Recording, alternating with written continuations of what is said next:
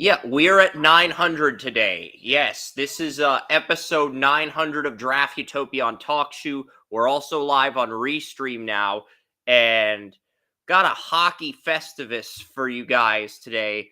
A lot of hockey news flying in. We've got the Memorial Cup recap. Last night, the Quebec Major Junior Hockey League draft took place. The first round did. Rounds 2 through 14 are available if you have CHL.TV. If you don't, you're out of luck. But I do have the first round typed in its entirety up on social media. I'll get into that a little bit later. But there's some of the other topics we're going to discuss. NHL Combine. The main thing you guys came for is the Stanley Cup preview. I know that.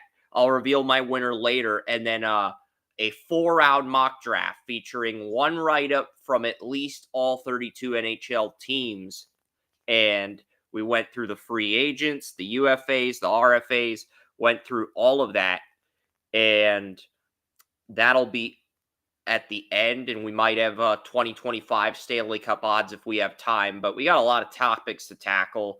And I am going grocery shopping at 3.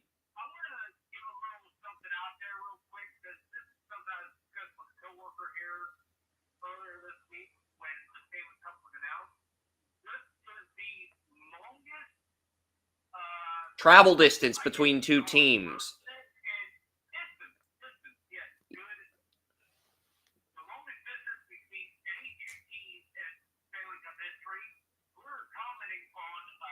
It's also the first Stanley Cup to ever feature the top 4 picks in one NHL draft. Aaron Ekblad went number 1 in the 2014 NHL draft. He's on Florida. Sam Reinhart went number 2 to Buffalo, but got traded to Florida in the trade that sent Devin Levi, the Florida Panthers 2020 7th round pick, the Buffalo Sabres. Leon Draisaitl got drafted 3rd that year by the Edmonton Oilers, and the Calgary Flames drafted Sam Bennett 4th overall, but traded him to Florida in the trade that sent Matthew Tkachuk and Sam Bennett to Florida for Jonathan Huberdeau. So, yes, this is the first Stanley Cup to feature all of the top 4 picks in one NHL draft class. So,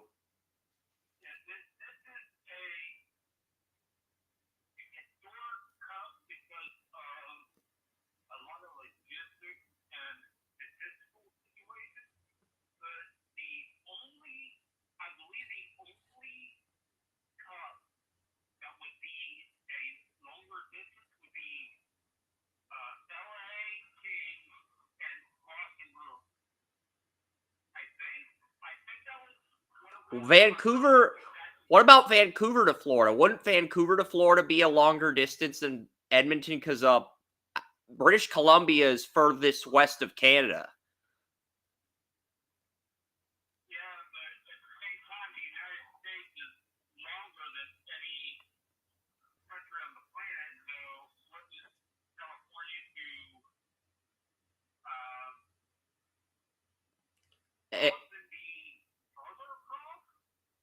Or New York, I think.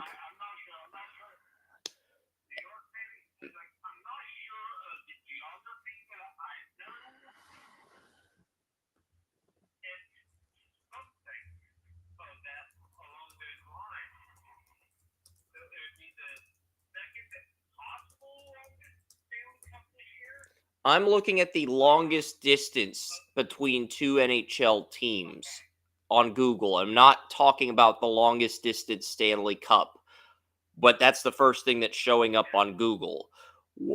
When I look at the longest distance between two NHL teams in terms of just distance, not history, not Stanley Cup history, just distance. And the first thing that comes up is the distance for this year's Stanley Cup. So I can't get an answer. Even Google's not helping me with that one. So that should tell you a lot. But I'm going to get...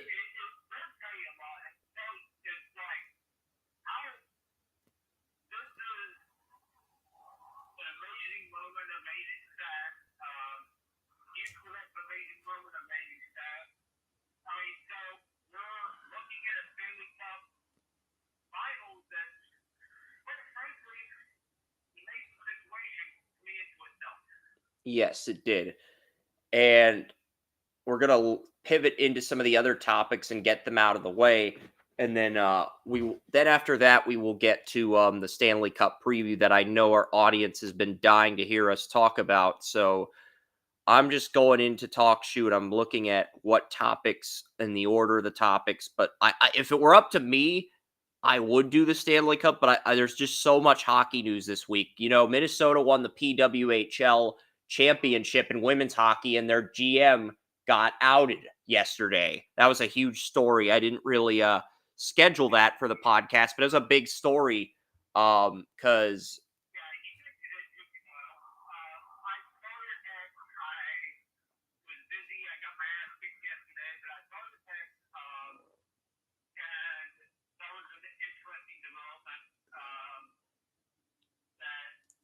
it turns out the coach and player wanted the GM out, so the GM ends up leaving the team for undisclosed reasons. Not a lot of details have came out, but to fire your GM after winning the championship 4 days before the PWHL draft, it's nuts. And to be fair, I think the PWL has a lot of potential as a league.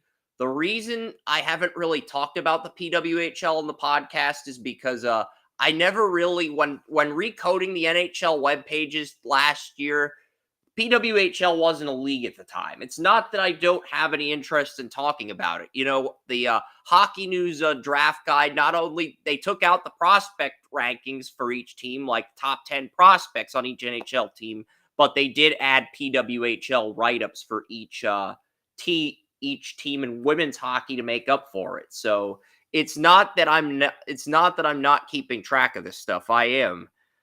It's just I want to complete all the web pages and stuff.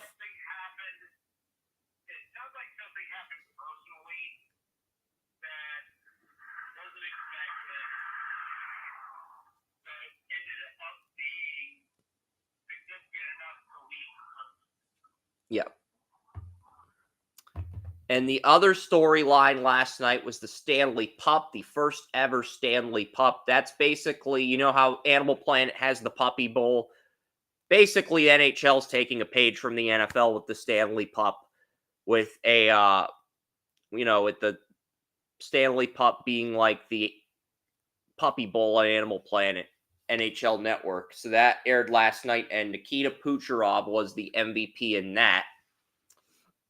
Yeah, I'm watching the third period of that on mute on NHL Network because I didn't see it in its entirety last night. So I am rewatching that on mute because the Quebec Major Junior Hockey League draft was last night. So, and I'll get into that in a second here. But first, I'm going to break down the Memorial Cup, which two best teams in that tournament were Saginaw and the London Knights, the two teams that met in the conference finals in the OHL this year. And London did win the round robin. They did knock out Saginaw in the OHL playoffs, but because Saginaw's the hosting city, they get an automatic spot in the Memorial Cup, and they ended up getting to the championship game, and they beat the London Knights in the championship, who had won every game in the round robin up until that point. And it was a very tight, very competitive game. You had Saginaw up 4-1. London actually came back to tie the game, and then Saginaw got the game-winning goal with 21.4 seconds left in regulation. Just a crazy way to end the game, but very good showing from both Zane Pareka and Sam Dickinson, two defensemen that are expected to be top 10 picks in this year's NHL draft. So a very good showing from both of them. And both of those guys look as good as advertised. So that's great to see. Both of them showing what they can do on the biggest stage. And Zeev William, defenseman for Denver. He led Denver to a championship. They beat Boston College. So Ottawa's going to have a very tough decision at 7 if all of the top line centers are off the board by number 7 with those three defensemen having to pick between those three. That's going to be a very big decision, and it's going to be a very tough decision. So, we'll see what happens in that respect. But just a heck of a game. Owen Beck was in the zone for Saginaw in that one. And Owen Beck was drafted 33rd by the Canadiens in the 2022 draft when they took Slavkovsky, and they also got a player from I forget. They got another player from Slovakia. I just don't remember who, but he's like best friends with Slavkovsky. And then they got Lane Hudson. They got Philip Mazar. That's right. They took Philip Mazar. I was a big Mazar fan. They got Owen Beck and they got Lane Hudson. It looks like they really set the foundation for their future with those first 4 picks at forward, at 3 picks at forward, and they got Hudson as a defenseman. But I'll get into some of the team stuff in depth a little bit later in the show when we break down the mock draft. And that's going to be after the Stanley Cup preview, by the way. So the OHL, that was a pretty good Memorial Cup. Next year, we're going to see Rimouski Oceanic, the team Crosby played for as a kid, host the Memorial Cup. And speaking of Rimouski, they did make a huge trade in the Quebec Major Junior Hockey League draft. We did have a trade for the number 1 pick. We had a trade for the number 3 pick. But the league MVP got traded. The league MVP, Matthew, I'm looking this up here really quickly. So basically, Cam Russell, the GM of the Halifax Mooseheads, well-respected GM, same GM that he came to Halifax in 2008 or 2009. He's still with the team, and he gave up 3 first-round picks for Nate McKinnon, but he traded his MVP away. He had the MVP of the league last year, and in Matthew Cataford, and he traded Cataford away to Rimouski for the 11th pick in the draft. He also traded Dylan McKinnon, a defenseman who was drafted in the same draft as Cataford in the first round, 2 picks later, for a 2026 first, second, and third. And Cam Russell, he kept talking about the importance of Halifax getting younger.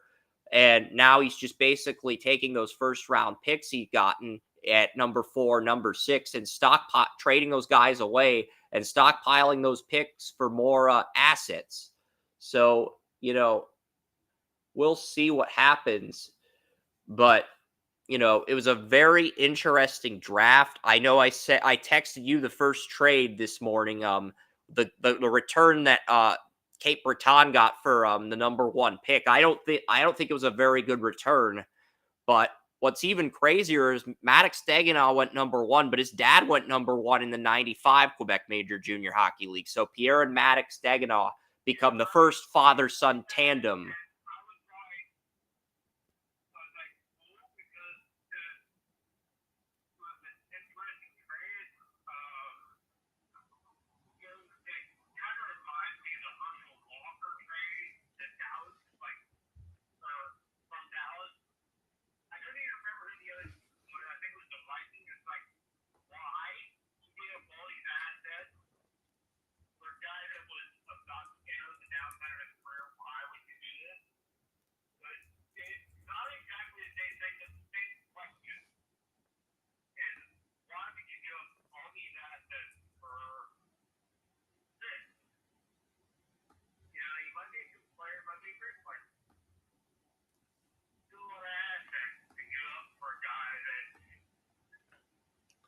You're getting a guy who just coming into the league, and you give up a 4th pick this year, 2026 first, a 2025 second, and a goalie that showed promise in the league he played in. He's about to get promoted to the Quebec Major Junior Hockey League, but he showed a lot of promise for a 10th round pick.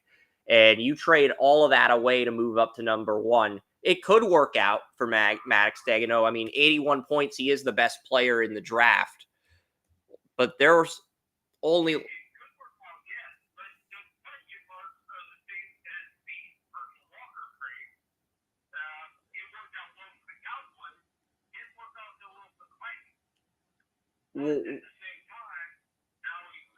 Well,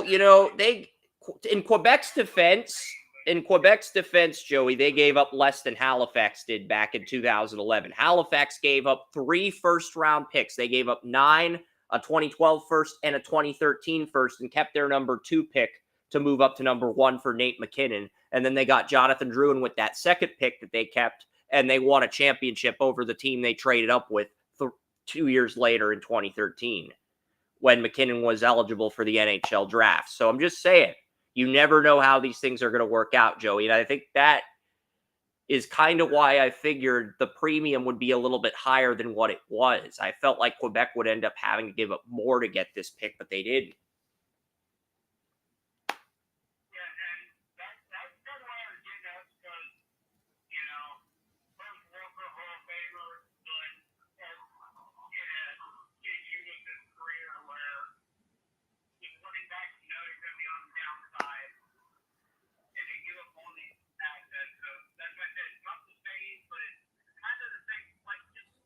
Yeah.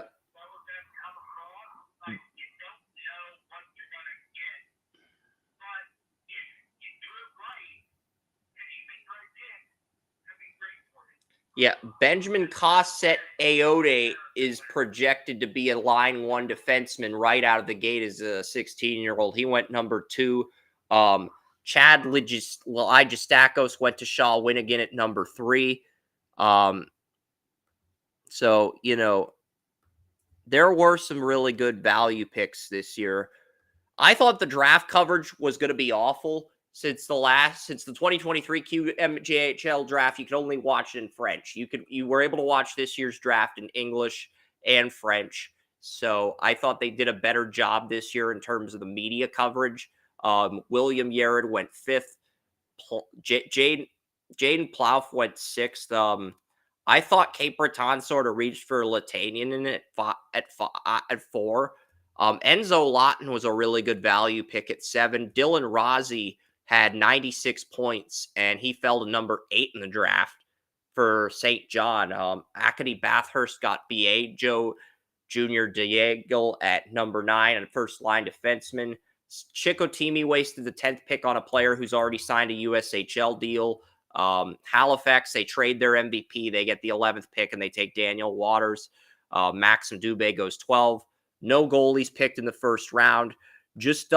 Most of the interesting news is gone. I'm just double checking the stuff that I got wrong for the article, like the stuff I got wrong so I can fix it on the live stream, and then we'll get into our next topic. I don't have to break down anymore. Thomas Russo, Simon Xavier Sear went 14th. His tools are really good. Luis Felix Gagnon went 15th. Jacob Gauchi, another first-line defenseman, fell to 16 in the draft. It's only 17 points in 35 games. That's probably why he dropped a little bit. Benjamin Olivier, another guy who fell. Liam Arsenal is the only 2027 eligible player in this Quebec Major Junior Hockey League draft. And when I say 2027 eligible, I mean eligible for the NHL draft. He went 18th. Cameron Chartrand was a top 5 player, but he's probably going to go to the USHL. And Noah Florent went to Gatineau at number 20. So that's pretty much the first round. You can go check that out. It's on our social media pages if you want further in-depth analysis on those picks. But yeah, I'll give you an update on the AHL playoffs because I believe that is the next topic here. Cleveland Monsters won game 4. I saw that. And the Milwaukee Admirals and the Milwaukee Admirals and the Cleveland Monsters are both down 3-0. If both teams lose the conference finals, we'll get a rematch of last year's championship between the Hershey Bears and Coachella Valley Firebirds. So, I hate rematches. I'd love to see one or, if not both of these teams come back. But, looking at who's left in the AHL, you have the Blue Jackets AHL team, the Cleveland Monsters, the Capitals AHL team, the Hershey Bears. In the Western Conference, you have the Milwaukee Admirals, Nashville's AHL team versus Coachella Valley, Seattle's AHL team. So, Seattle, Nashville, Columbus, Washington, those are teams that are going to have really good prospects coming up to the NHL in the near future, and something to keep an eye on heading into Game 5 tonight. And if you're Coachella Valley or Cleveland, you want to keep that momentum up as you go on the road.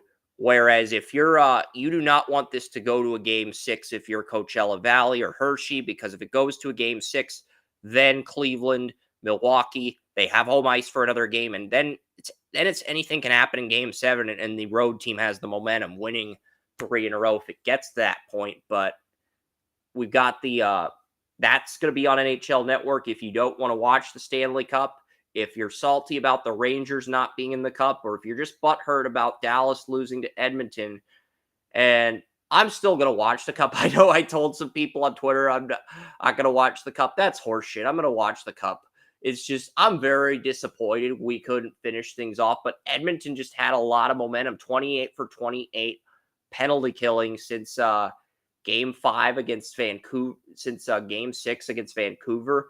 I believe just a historically good penalty killing run by Edmonton, which is why they're in the Cup. And these AHL playoffs are interesting. You see Yaroslav Askarov, the future goalie of the Nashville Predators, a 2020 first-round pick, doing well. You see all these guys in the Cleveland Monsters who are going to be in – some of them are going to be in Columbus next year.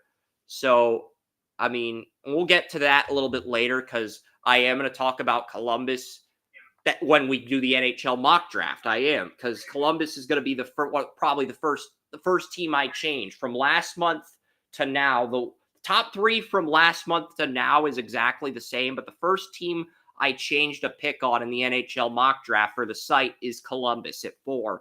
So I will talk about Columbus a little bit later in the show.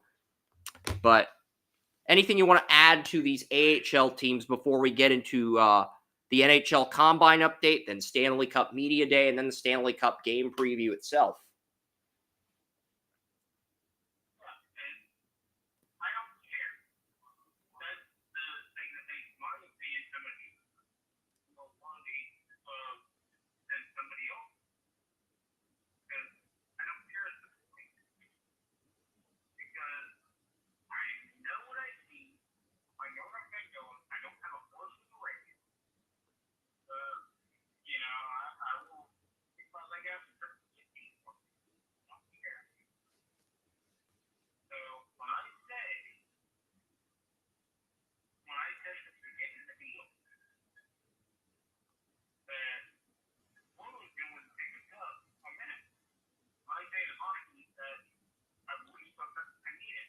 Yeah.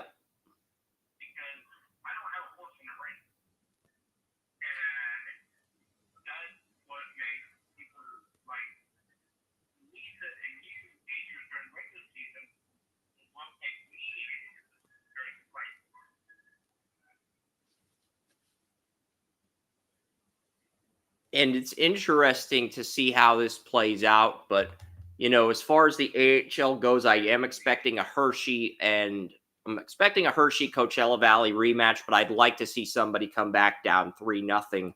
NHL Combine updates.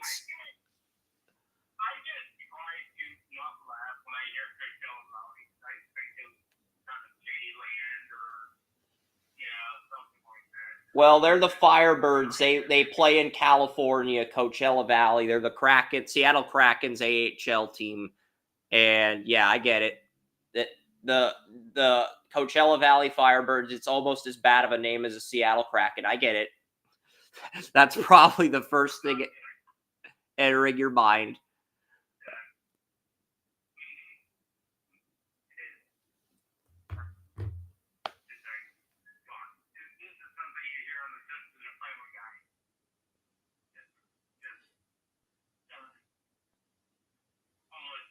Shane Wright's on Coachella Valley, but he did get called up to Seattle late in the year and did well for them. Former number 4 pick, once projected to go number 1. But yeah, NHL Combine news. As far as San Jose goes, they are expected to take Macklin Celebrini at number 1. The director of scouting, as well as GM Mike Greer, came out and said that. And Greer kind of made somebody said Greer made a funny joke. Like he said, if anybody is calling about Macklin Celebrini, I'm just going to do a Dave Chappelle impression until the other GMs hang up the phone. I don't know if Greer actually said that, but if he did, that's a hell of a response.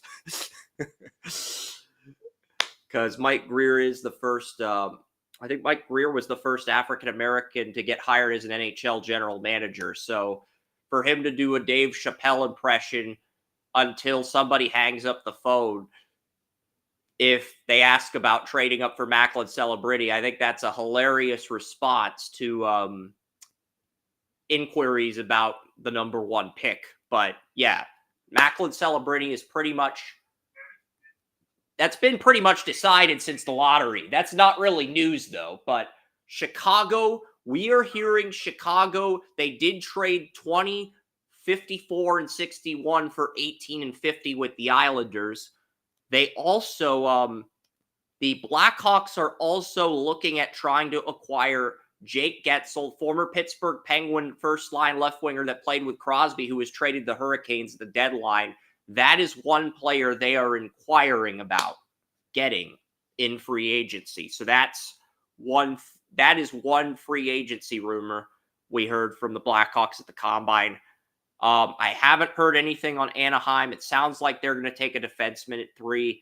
Haven't heard anything on Columbus, but they did hire Don Waddell, who got fired a few weeks ago, as their new GM. And, the interim coach who took over for Mike Babcock will get another year under Don Waddell. Waddell is not making any coaching changes at this point.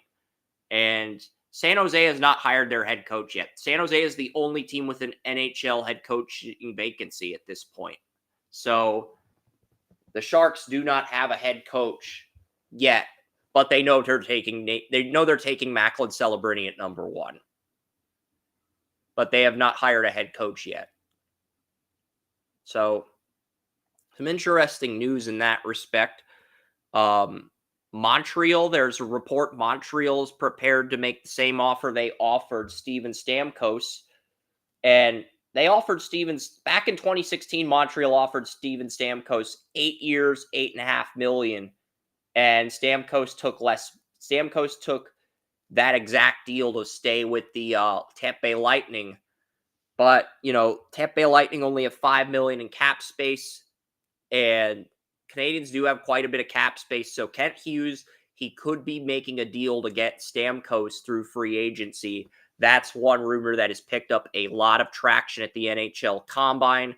As far as teams trying to trade picks, we've heard New Jersey is looking to trade that 10th pick for a goalie.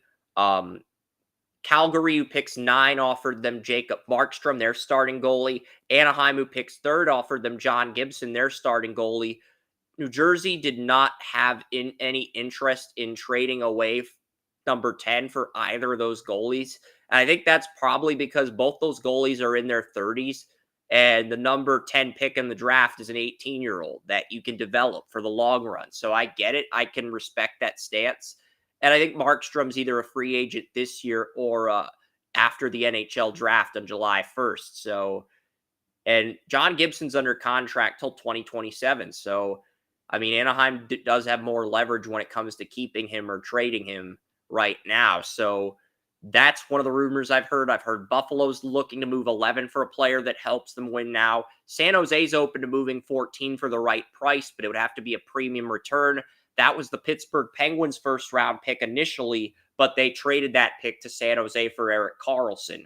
So just a lot of and Chicago's interviewed up to 70 players. I think they interviewed 75 last year. They only interviewed 70 this year.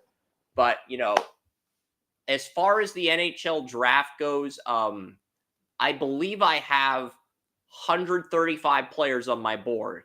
And through 4 rounds, I've done 4 rounds of my 7-round mock draft. I think, honestly, I've only got 6 draftable players left on my board, and they're all overagers. They're all guys over the age of 18. So they're all overagers, and that's it. After those 6 players or so, I'm basically going to be relying on game film, data I see from other 7-round NHL mock drafts to fill out the rest of the board. And at that point, the draft becomes a crapshoot because instead of using Draft Prospect Hockey Simulator like last time, which was a disaster, I took data from the Zoom Call Elite Prospects did with their top 100, as well as the top 100 from the Hockey News magazine. I took that data, sort of combined it into its own algorithm, the NHL Combine prospect list as well.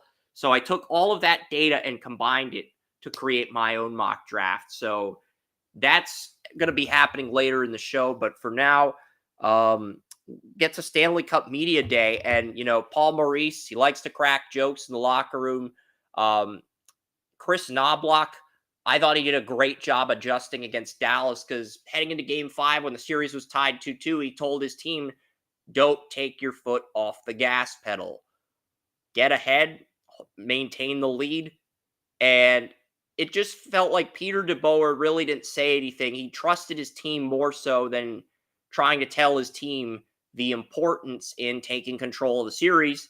And honestly, that felt like the difference. That felt like the reason Edmonton won this because Dallas was up 2-0 in game 4 with a 2-1 series lead.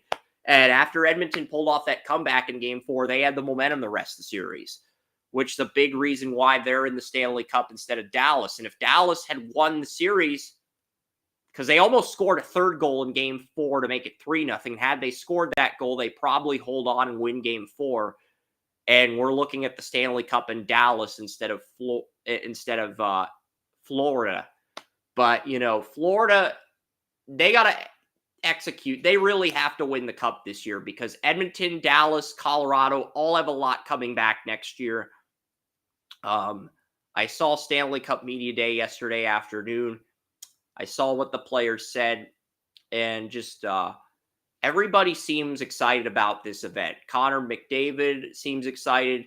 Sam Reinhart, Aaron Ekblad, he talked about how he was on the Barrie Colts when McDavid was on the Erie Otters. And I remember when being a writer at Rant Sports covering both OHL drafts that Aaron Ekblad and Connor McDavid were in 2011 and 2012. Before both guys went number 1 overall in 2014 and 2015, because both guys, they were granted exceptional status. They got to go to the OHL a year early at age 15 instead of 16. And both guys got 3 years of development in OHL and then made the immediate jump to the NHL. We haven't seen a defenseman make the immediate jump to the NHL since Aaron Ekblad. That's the crazy thing, Joey. I mean, Landon DuPont right now probably has the best chance to buck that trend in 2027, but it's too early to say. We haven't even seen DuPont play a single WHL game yet, so I don't really want to pull the trigger on that too soon. But Ekblad went straight to the NHL after 3 years in the OHL. He's been with Florida every year since then. And you got the draft picks, Sam Reinhart, Sam Bennett. Sam Reinhart wants... From what I've heard, Sam Reinhart wants $10 million a year, and Barkov's the only player in the Florida Panthers making $10 million a year. And the Panthers have already came out and told him in private, "We're not paying you more than Barkov. We'll pay to extend you, but we're not paying you more than Barkov." So I got the feeling Sam Reinhart's probably going to take the money, regardless of what happens in this Stanley Cup. And that's why it's really important for Florida to win this year, because Sam Reinhart led the Panthers in points during the regular season. So if you're not going to pay him as much as Barkov,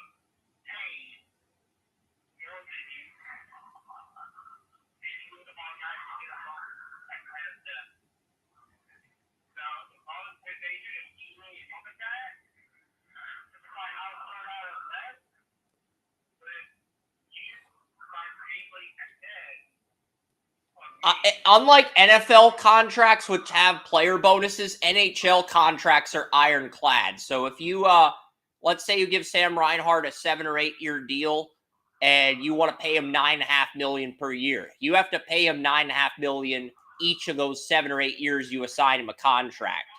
And there's no buyout.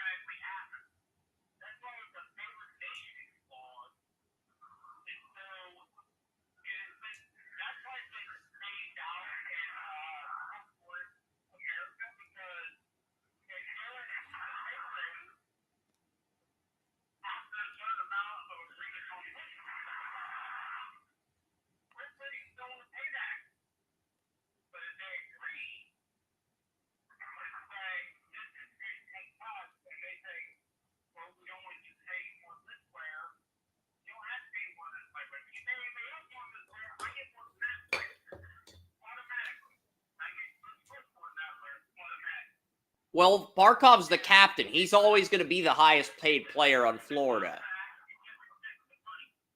Barkov's the captain of the Panthers. He's going to be the highest paid player on the team. Him and Bobrovsky are going to be the two highest paid players on the team. That's pretty much been decided.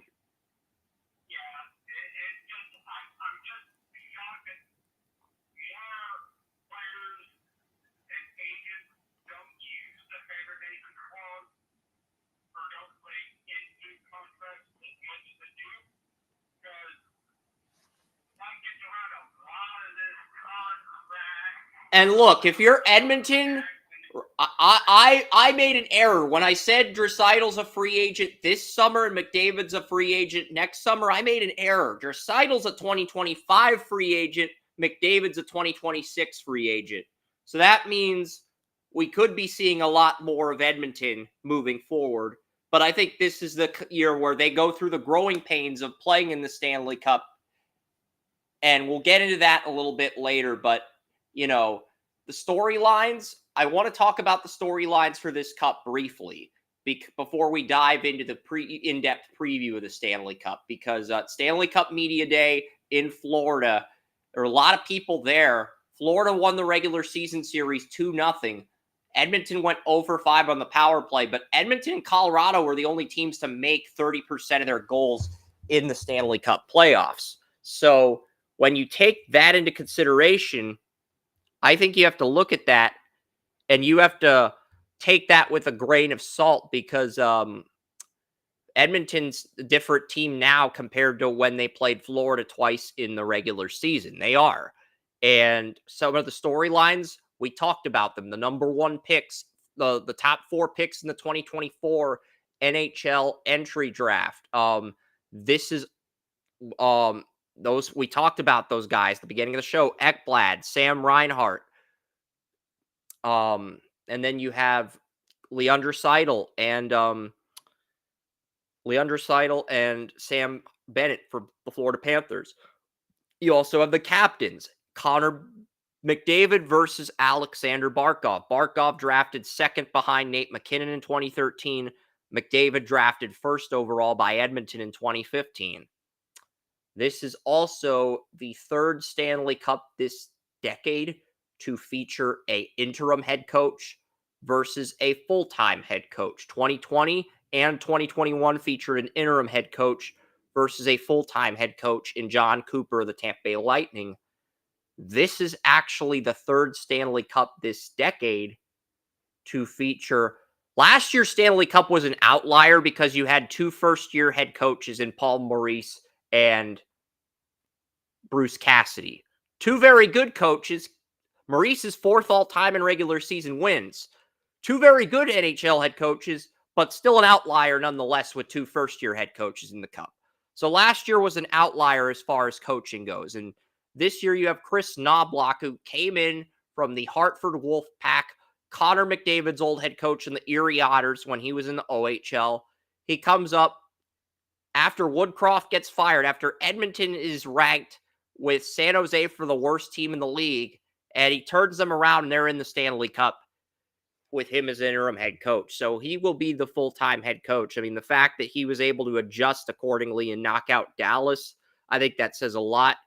And, you know, Edmonton's in a good spot, and I'll explain a little bit later when I get to their pick in the mock draft. But I think Edmonton, there's less pressure on Edmonton to win this year than there is on Florida. And that's my last rant I'm going to get into before I get into game preview, because Edmonton's going to have 8 forwards coming back. They're going to have their 2024 and 5th round picks at left wing and center ready for the NHL. So they're going to have 10 forwards, including 4 left wingers, 4 centers, all 6 defensemen back next year, and their starting goalie. They just got to add right wingers to the 3rd and 4th lines with whatever cap space they have left, assuming they sign all their RFAs and bring them back. That's really all the Edmonton Oilers have to do, Joey. And I would argue that makes the Oilers one of the favorites, if not the undisputed favorite for next year. But I'll reveal the odds for the 2025 Stanley Cup at the end of the show. But let's get into the game preview for the Edmonton Oilers and the Florida Panthers, because I think this is going to be a very entertaining Stanley Cup. I've already got the line combinations pulled up on Daily Faceoff, and I just think this is going to be a very entertaining cup.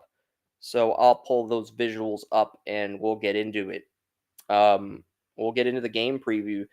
I'm going to start with Edmonton, and then we'll get into Florida here. But yeah, we're finally going to break down. Edmonton's first line looks deadly. Ryan Nugent-Hopkins, Connor McDavid, Zach Hyman. McDavid, Draisaitl, and Hyman are the top 3 in points this postseason. And again, I do want to emphasize, and Nugent-Hopkins had a few power play goals against Dallas. So that top line for game 1 tonight looks really solid. Dylan Holloway is supposed to be the third line defenseman, but he is going to play on the second line tonight with Leon Draisaitl and Evander Kane. Ryan McLeod is going to play on the third line with Warren Foegele and Corey Perry. Also, Corey Perry is now in a Stanley Cup Finals with his 5th different team and 4th different team this decade. He was on Dallas. He was on Montreal in 2021, Tampa in 2022 when they went for a three-peat, and now Edmonton in 2024. What's noticeable is all of those teams lost the Stanley Cup Finals. And but Perry did win the 2007 Cup with the Anaheim Ducks in like his first or second year in the league. So, but it's very interesting. Perry's now the only player in NHL history to take 5 different teams to the Stanley Cup Finals. So that is a very interesting note. And then fourth line has Connor Brown, who scored on Dallas, fourth line right winger, Adam Henrique, who's supposed to be the third line right winger, and Matthias Janmark. So Edmonton really adjusting accordingly. Edmonton's really deep at forward, just like Dallas, just like Florida. And I think that's a big reason why they're in the cup instead of Dallas. But, you know, looking at the defense, that's another big reason why they're here. Evan Bouchard has had a phenomenal year under Paul Coffey, the assistant head coach for Oilers. Bouchard, 2018 top 10 pick, finally stepped up to the plate. You have Matthias Ekholm on that first line. Cody Ceci, and 2012 first round pick by Ottawa, and Darnell Nurse, the Oilers 2013 first round pick, who's a nephew of Donovan McNabb, are the second line defensemen. Nurse did give up some goals against Dallas.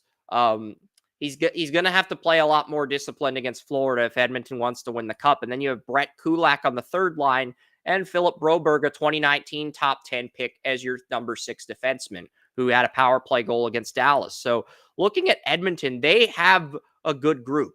And outside of Dallas, I think the one team that's drafted the best is Edmonton under Ken Holland. I mean, you look at what they've done from 2010 until 2022, getting first round picks, hitting on a good bulk of them outside of Nail Yakupov, who ended up being the biggest bust since Alexander Daigle. They've done a great job with those draft picks, getting them, bringing them up, developing them. Whether it's Nurse in 2013, Draisaitl in 2014, Nugent-Hopkins in 2011, McDavid in 2015. They did draft Jesse Puljujarvi 4th overall in 2016. That was a miss. They took Kyler Yamamoto in the first round before getting Stuart Skinner, the goalie, in the third round. And Skinner outplayed Ottinger, and they were in the same draft class. You also have 2018 and 2019 and 2020 first round picks in the NHL. So right now, Edmonton's in a great spot as far as where they are as a team, and they do have a good backup goalie in Calvin Pickard, who won a playoff game in Vancouver. So I do expect Florida to win this. I think it'll be Florida in 6.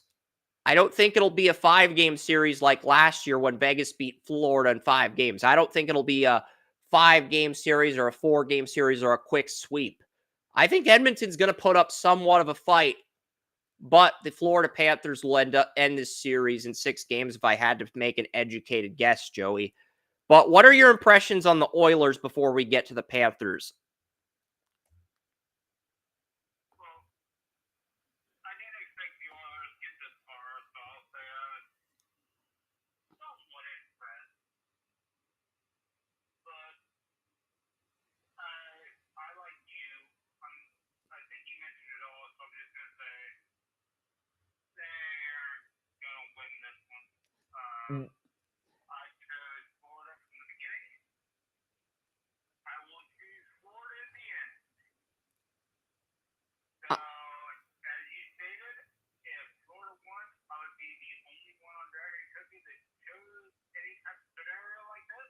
At the beginning of the playoffs, without adjusting brackets. So Joey's original pick was Florida at the start of the playoffs. And, it's interesting because you have Carter Verhaeghe, Alexander Barkov, Sam Reinhart on that top line. Second line is going to feature Matthew Tkachuk, Sam Bennett, and Evan Rodriguez. Really good second line. Ito Luostarinen is the third line left winger. Anton Lundell is the third line center. The only three players Florida got in the draft that are still on this team are Barkov, Anton Lundell, and a pick in 2020, and Aaron Ekblad. The resters they acquired are through trades or free agency. And you have Vladimir Tarasenko as your third line right winger. Honestly, I would put Tarasenko on the second line, Rodriguez on the third line. But I think Florida's third line with Lundell and Tarasenko is going to be formidable. And Edmonton's going to have an answer for that. And this fourth line isn't bad. Steven Lawrence is the fourth line left winger. Kevin Stenlund's the fourth line center. And Kyle Okposo is the fourth line right winger. I think Tarasenko and Okposo could be X factors in this series as bottom six guys for the Florida Panthers at the right wing position.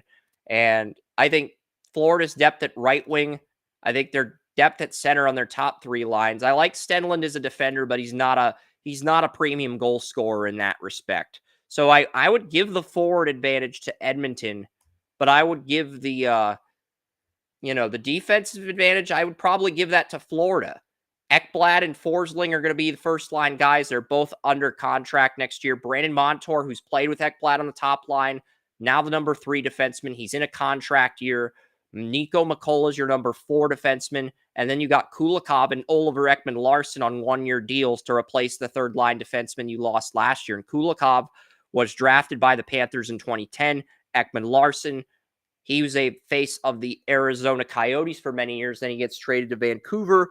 Vancouver buys him out of his contract after giving up the 9th pick to get him. And Oliver Ekman-Larsson now on Florida is at number 6 defender where he's thrived. And he was a number 1 defenseman in Arizona for many years. So if he's your number 6 defenseman, I have to give the defensive advantage to Florida by the slimmest of margins. And maybe that margin's bigger than I'm making it out to be, Joey, but I just think Florida's defense is unlike anything Edmonton has faced so far these entire playoffs. And the goaltending advantage has to go to Bobrovsky. It has to. Bobrovsky is a top 5 goalie. I can't really say the same about Skinner, even though I'll give him credit for outplaying Ottinger. Even though I'll give Skinner credit for outplaying Ottinger, I can't say he's a top 5 goalie in the league, whereas Bobrovsky is a top 5 goalie in the league, and ultimately that's probably going to be the difference.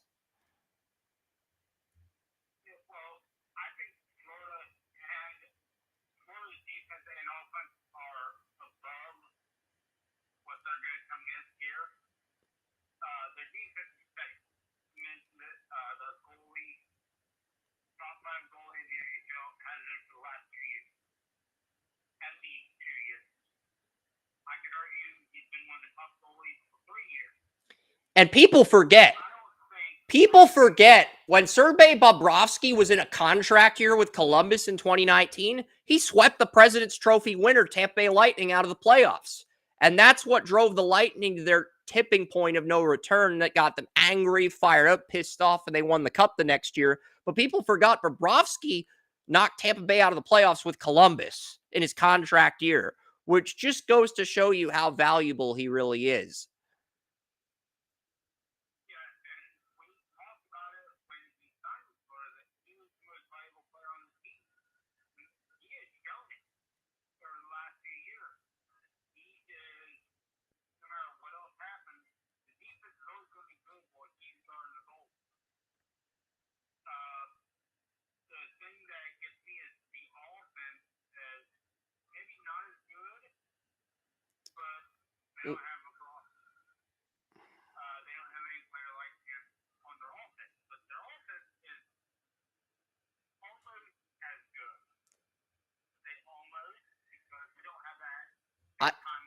I'd give Edmonton the forward advantage, but I'd give the defense and goaltending to Florida. And I do think the Panthers have the game plan to stop 97. Connor McDavid. You thought I was going to neglect that? No. They have Barkov, a team captain. It's their first line center competing against McDavid for faceoffs. They have Ekblad, a number one pick who was drafted number one before McDavid, who's played against McDavid in the OHL and the NHL as a guy who can make sure to keep track of 97 at all times. And they've got a goalie who can stop 97 as well. It's not that Ottinger can't stop McDavid. It's just that Dallas played sloppy these playoffs. They did. Ottinger was coming off of Ottinger had surgery in the summer, and he's going to be fully healthy. He's going to be training harder. That's great, but he just couldn't get any shutouts in the playoffs. Both these goalies, Skinner and Bobrovsky, got shutouts in the playoffs, and Bobrovsky got a shutout in game one of the Eastern Conference Finals against the New York Rangers, President's Trophy winner in New York. So, you know,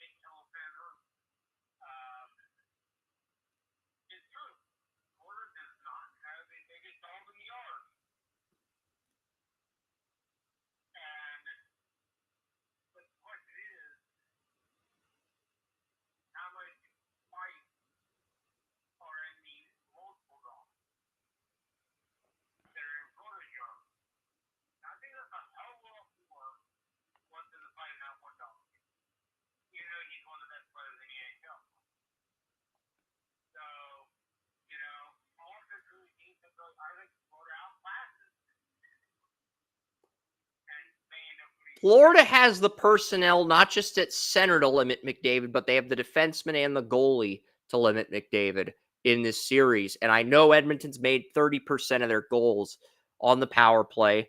I know they're 28 for 28 on their last penalty killing attempts, and I know they have the special teams advantage. I know, I get it.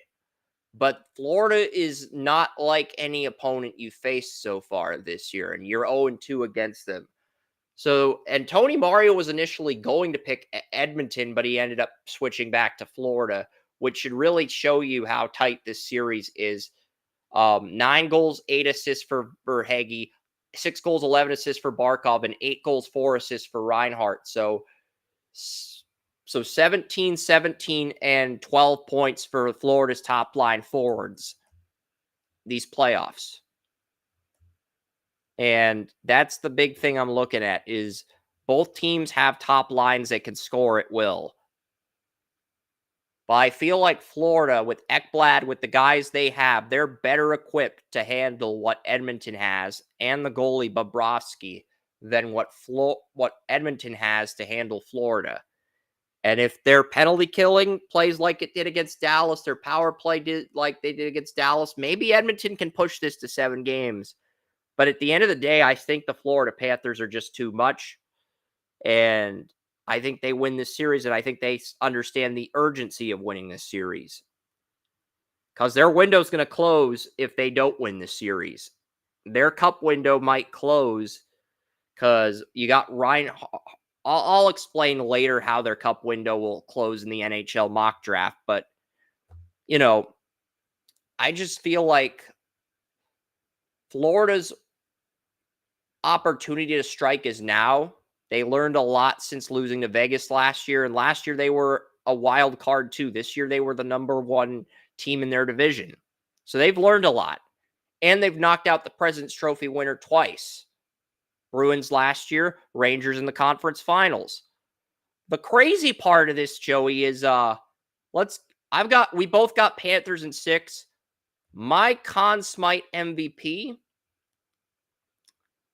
I'm sort of debating this because part of me wants to say it's going to be Bobrovsky, but I feel like it's going to be Barkov.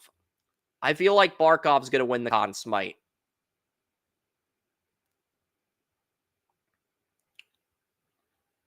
I do. I think Alexander Barkov ends up taking home the Conn Smythe trophy for the Florida Panthers. That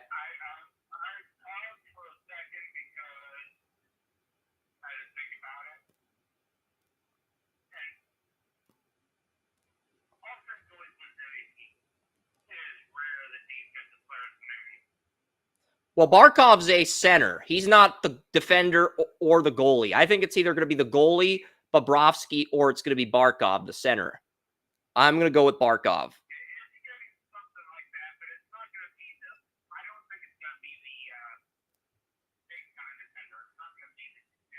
It's not going to be Ekblad. Ekblad's not going to win it. It's either going to be Barkov, your first line center and team captain, or it's going to be your goalie, Bobrovsky. I really can't see anyone else on Florida winning the Conn Smythe.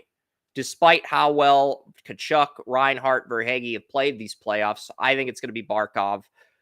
Maybe you say it's going to be Bobrovsky just so we have something to debate on with this cup.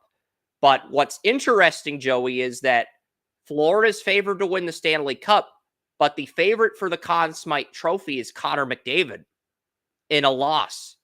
And the crazy part is only one team had a Conn Smythe, only one team had one Stanley Cup loser, only one player on a Stanley Cup loser won the Conn Smythe Trophy, and that was John Sebastian Jaguar, the Anaheim Mighty Ducks goalie back in 2003, when the Mighty Ducks got to Game 7 against the Devils, and John Sebastian Jaguar played out of his mind that series and got the Conn Smythe Trophy despite New Jersey beating Anaheim in 7. So Vegas has Florida winning this series, but they have McDavid winning the Conn Smythe Trophy despite Edmonton losing the series. So I just think that's interesting that Vegas has that. I wanted to quickly mention that, Joey, before we get to your Conn Smythe winner, because I do think that is an interesting note, because this is the first time Vegas has had one team winning the series and then a player on the losing team winning the Conn Smythe. And I have zero issue with McDavid getting the Conn Smythe. 24 goals, 28 assists. He's got 36 points this postseason. He's already tied Wayne Gretzky in 1983 for most points by an Oiler in the postseason. And there's other years where Gretzky had more points in the postseason. But I think 83 was the first year the Oilers won the Cup. The 83 or 84 was the first year the Oilers won the Cup. So the fact that Gretzky, he's already tied 83 Gretzky for points in the playoffs and has a chance to climb even further. And if he does, the NHL just might give McDavid the Conn Smythe Trophy if they push this to 7 games. But I think if it goes to 5 or 6, the best player on Florida will get the Conn Smythe. I only see McDavid getting the Conn Smythe if Edmonton takes this to Game 7 and they lose in like double overtime or something. That's really the only scenario where I could see McDavid winning the Conn Smythe Trophy despite Florida winning the Stanley Cup. And I'm not denying that McDavid isn't the best player in the league. He is. But at the end of the day, usually the Conn Smythe Trophy goes to the best individual effort on the winning team. And I don't think that's going to change unless we have a Game 7, it goes to double overtime, and McDavid's the most impactful player throughout the entire series, like Sebastian Jaguar was in 2003, Joey. That's really the only scenario where I could see McDavid winning the Conn Smythe MVP, despite Florida winning the Stanley Cup in a losing effort. And I'm guessing you're in agreement with me on that.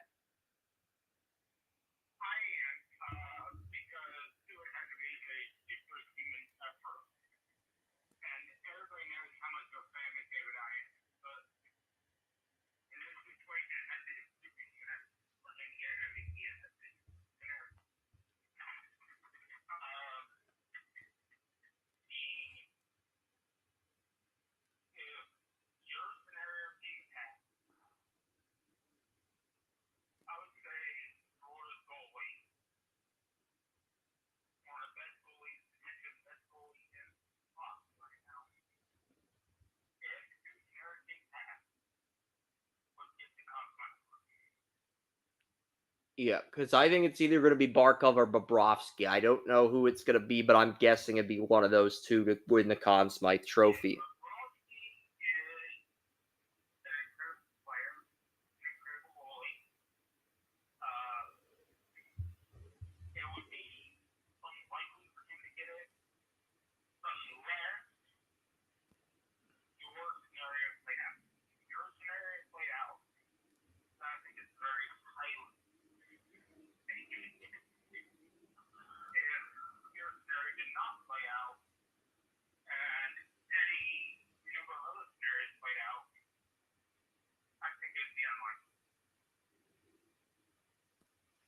Yeah, I think Barkov, Bobrovsky, and McDavid have to be the top three choices for the Conn Smythe.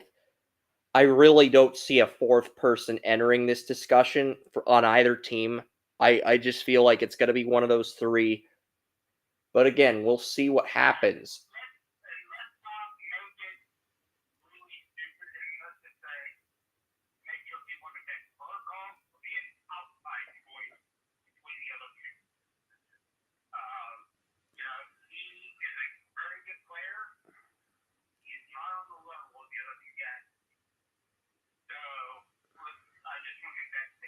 And I'm still picking Barkov to win the Conn Smythe. That's the crazy thing. But they're interviewing Gustav Forsling, the first line defenseman that plays with Ekblad on NHL Network. 4 goals, 7 assists, a plus 11 plus minus ratio, along with 11 points. And he's averaged 23 minutes, 18 seconds of ice time a game as a defenseman in these playoffs. Ekblad's averaged around 24, 25 minutes a game. So McDavid's going to have to play 28, 29. I mean, there were games where McDavid was playing 30, 32 minutes a game against Dallas. He's going to have to play that much and dominate for Edmonton to win the series. And I feel like he'll only end up playing 25, 26 minutes against Florida.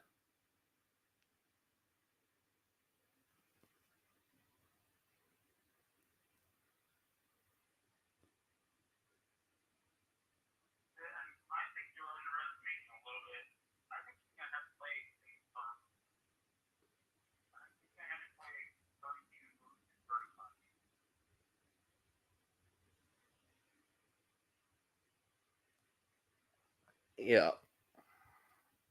One other player that could enter this Conn Smythe conversation is Leon Draisaitl, the alternate captain to McDavid.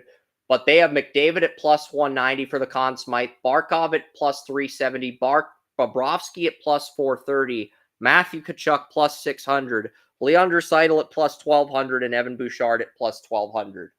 So those, the defensemen of the Oilers, those are the only 6 that are really in the conversation as far as the odds go. So Vegas does agree with us that the top 3 choices are McDavid, Barkov, and Bobrovsky.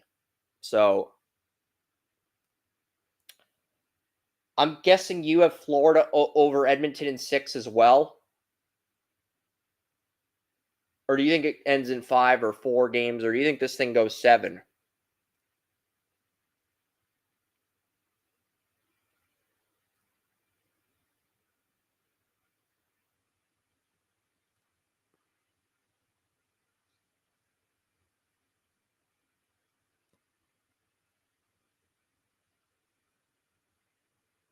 Once Joey disconnected for a second. Once Joey reveals how many games he thinks this will go,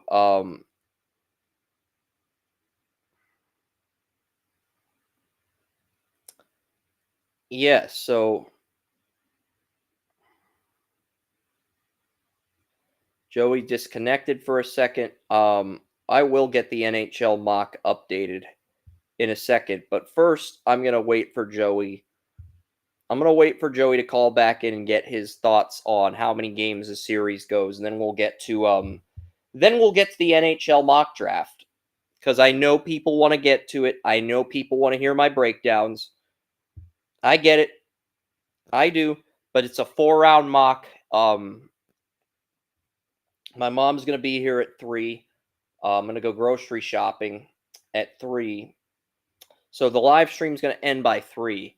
I'm hoping to end the live stream by 2. But we've already knocked out 6 of our 8 topics, with the mock draft and the Stanley Cup odds for next year being the 2 main topics. I'm trying to figure out if Joey disconnected or if his phone died. I can do this.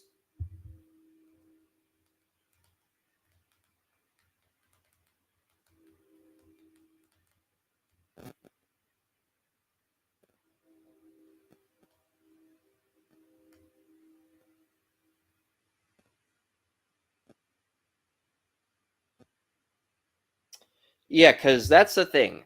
I want to give Joey the opportunity to reveal how many games he's got Florida winning in. He's got Florida winning the series just like me, but what wasn't specified is how many games he's got Florida winning in.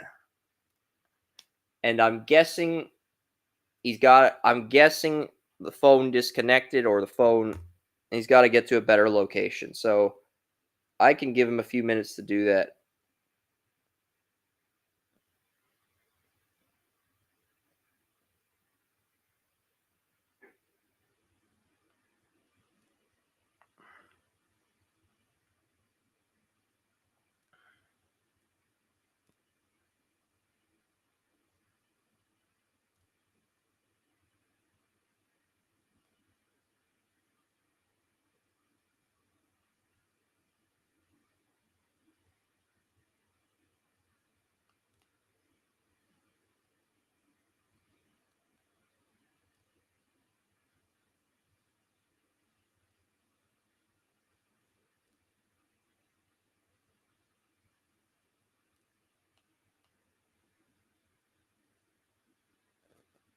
All right. So on that note, I'm going to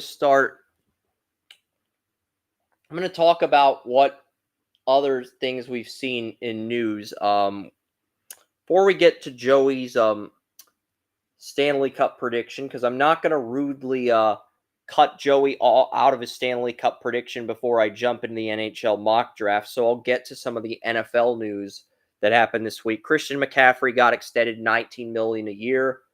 Paul Maurice became the fourth head coach to reach a Stanley Cup in each of his first two seasons with a team, joining Larry Robinson of the New Jersey Devils, Mike Sullivan of the Pittsburgh Penguins, and Scotty Bowman of the St. Louis Blues in 67, 68, 68, 69.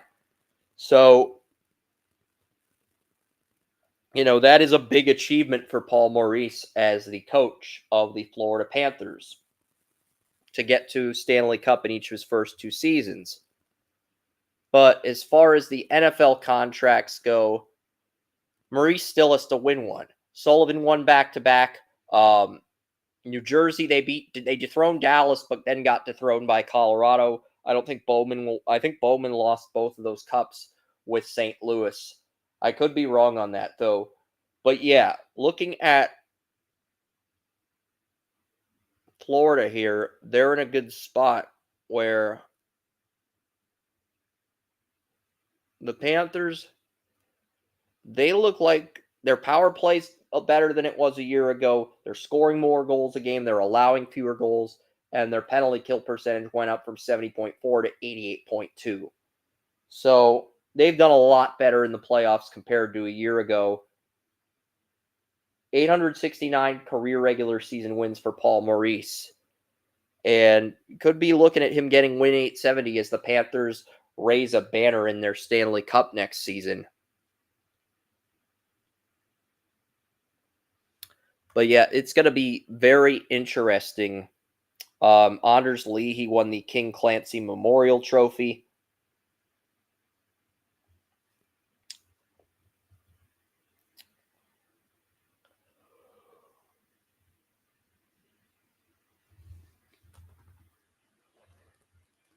You know what? I'll go through some of the players in the PWHL draft until Joey calls back in to kill time.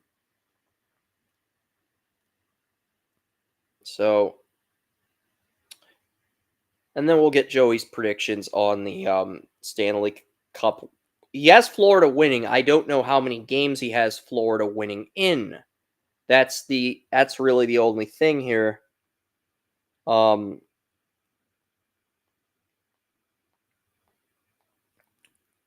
Yeah, and I'm not going to go through these team reports.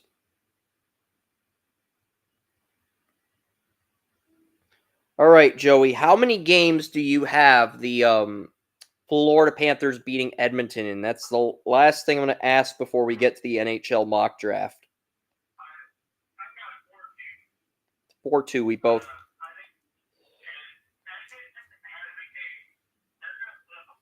Yes.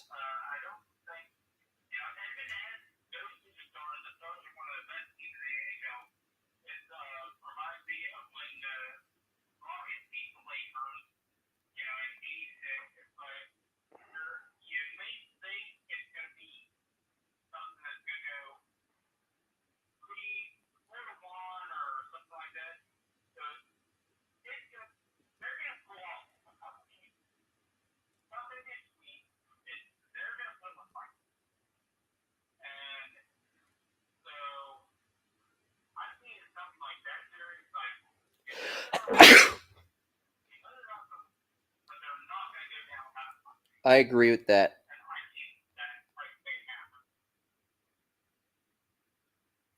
All right. On that note, I'm going to get into the NHL Mock Draft for 2024. And I've done a lot more research since last month when we used the simulator. I'm not using the simulator this time. This time you'll get the write-ups for rounds 1 through 4. I might reveal rounds 5 through 7 in a few weeks. I haven't decided yet. I'm guessing we're better off just doing the NBA mock in 2 weeks from now on the podcast, the final NBA mock, because in 2 weeks in 3 weeks we're gonna have 2 days of NBA draft coverage followed by 2 days of NHL draft coverage. So 3 weeks from today, we will have rounds 2 through 7 of the NHL draft live streamed here.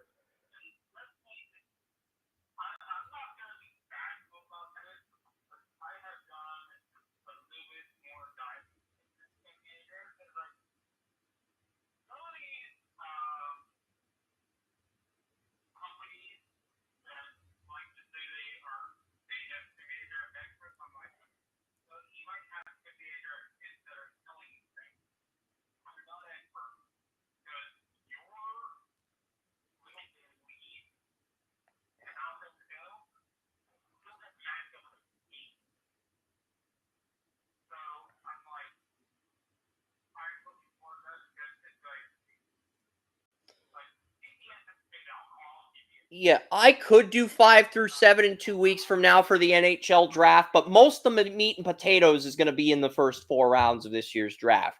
Every NHL Combine player, every top 100 player on Elite Prospects, every top 100 player in the Hockey News, every top 100 player in most consensus scouting services, along with the Combine players, they're all going to be off the board by the end of round 4.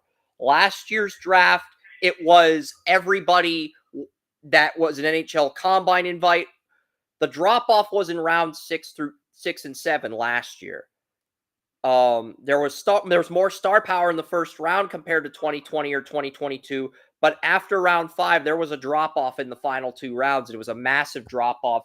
This year, there's a drop off after the 4th round.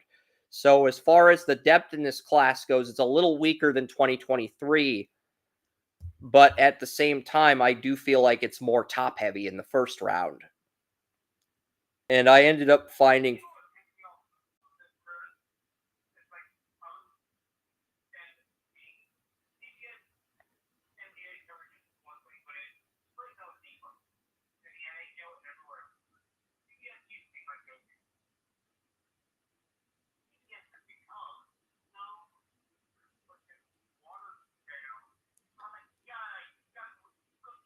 when it I do not want to get into a rant on CBS, Joey. All I'm going to say on CBS is this.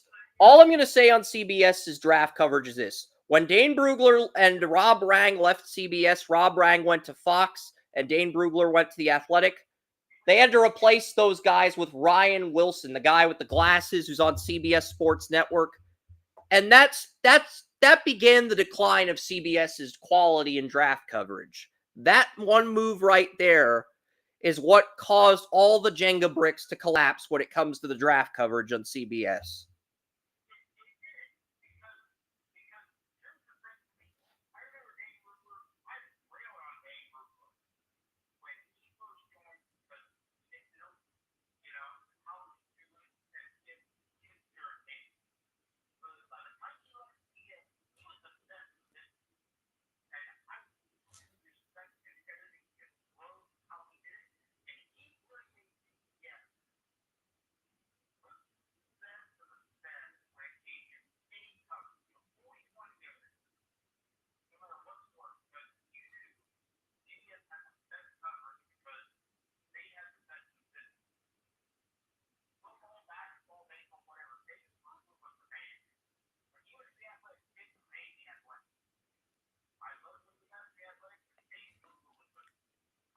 Well, Rob Rang was there too, and he went to Fox. I know people don't talk about Rang, but I think he was one of the guys who took Brugler in under his wing when he first got to CBS. So I am giving Rang a shout out as well in that respect. But CBS just couldn't replace those two, and that's what really began the quality of their the decline of their draft coverage.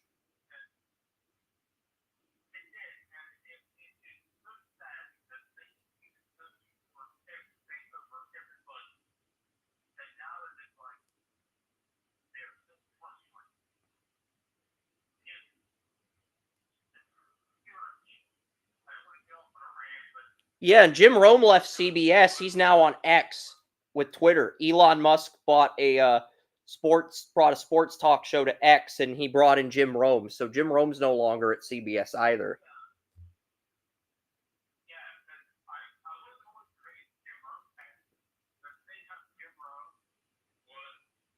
Jim Rome is more. I know Jim Rome annoys people, but look at it this way: he's more bearable than Adam Shine. I think Adam Shine might be the most obnoxious person at CBS. I don't think there's a close second. I don't think there's a close second to Adam Shine when it comes to the most obnoxious person at CBS. I think that guy takes the cake.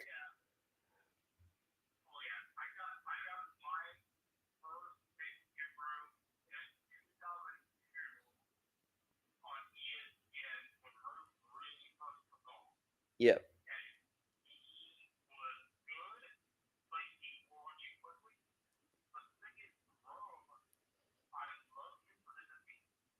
I didn't like his TV show, but his radio show is excellent. And some of the rants he does in his radio show are hilarious. Like he did a rant on Grandpa Joe, and he did a rant on parents that brawled at Chuck E. Cheese's. Some of his rants are so legendary, they replay clips of them on YouTube. So I think his TV show is okay, but not great. But I thought his radio show was incredible.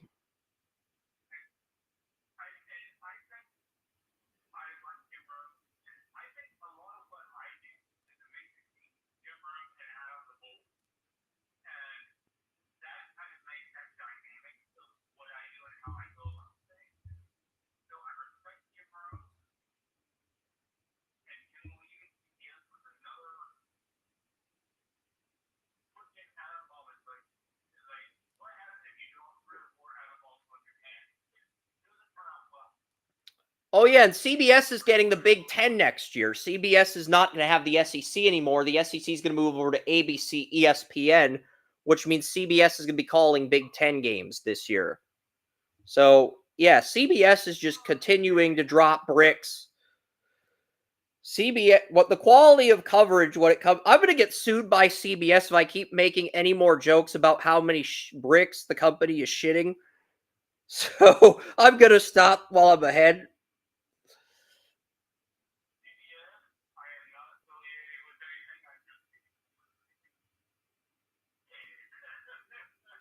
Yep. But it's like, one more bad move, you guys are going to get roasted by Joey. That's how close you are to getting roasted by Joey, CBS. One more bad move.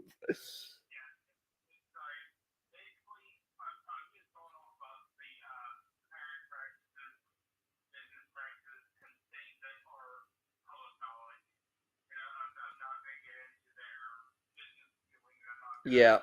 Because I want to get into this NHL mock draft here. I want to try to get through as many picks as possible by 3. We got that, and then we've got the Stanley Cup odds for next year, which I will get to at the end here. But San Jose is going to take Macklin Celebrini. This is not, and they're going to have really good center tandem next year. You're going to have Macklin Celebrini. You're going to have Mikael Granlund, 60 points. Will Smith's going to be third line center most likely. And then you're going to have Logan Couture coming back from an injury. And I think you could see Will Smith and Granlund rotate on the third and second lines next year. Will Smith, a 2023 first-round pick, drafted 4th overall. Celebrini's going to be in the NHL. You're going to have Granlund. You're going to have Logan Couture. You're going to have an identity. Also, Rick Celebrini, the father of Macklin Celebrini, is the director of sports medicine for the Golden State Warriors. And his older brother got drafted by Vancouver. So that's one of the big reasons. Rick Celebrini, he basically told a Boston U recruiter that we will be on campus if Golden State beats Boston in the 2022 NBA Finals. They end up going to Boston University, and Macklin ends up committing right after that. So that's a very interesting story of how Macklin committed to Boston. But yeah, my player comparison for Macklin Celebrini would be Jack Eichel, former Buffalo Sabres number 2 pick behind McDavid that won the Stanley Cup with the Golden Knights last year. And I did post a film cut of him against Notre Dame. He lines up as a defenseman. I've still got the Blackhawks taking Ivan Demidov at 2. You're going to have Taylor Hall, Bedard, and Philip Kurashev on that first line. I think Kurashev will probably move down to the second line next year. But Demidov, Taylor Hall got injured very early in the season. It was a season-ending injury. And that's the thing. Taylor Hall's a good number 1 pick, but he's never been able to stay healthy after being he's on like his 6th or 7th team since being drafted number 1 in 2010, Taylor Hall. And I do like Hall, but, there's rumors about Gensel. If that happens, I think Hall would move down to the second line. And Demidov, I do believe Demidov, who had 5 goals in a game, is going to be the second pick.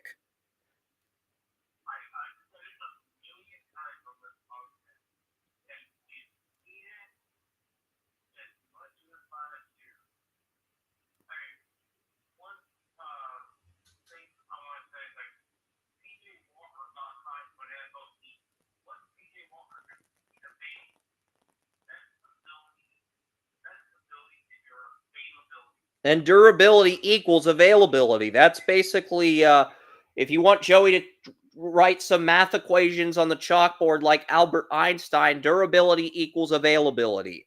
Best availability is availability, and durability equals availability.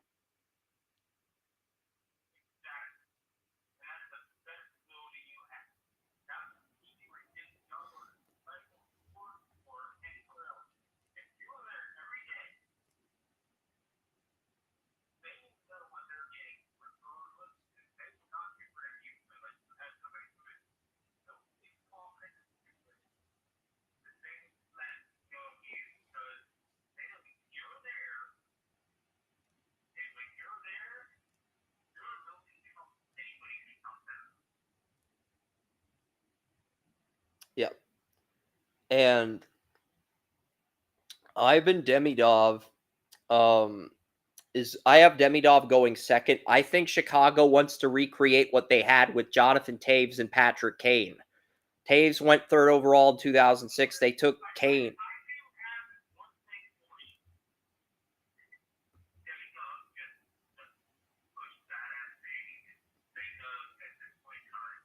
It is.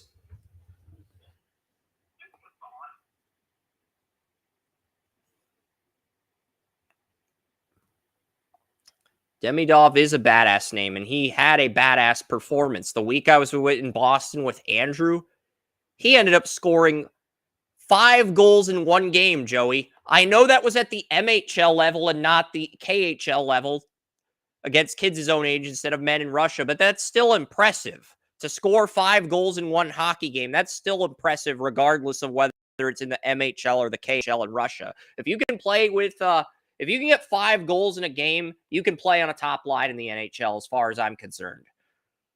So, I mean, Demidov, he does have the floor of a third-line right winger, but he also has the floor of a first-line winger, and he ended up playing more on the first line after beginning on the third line last year.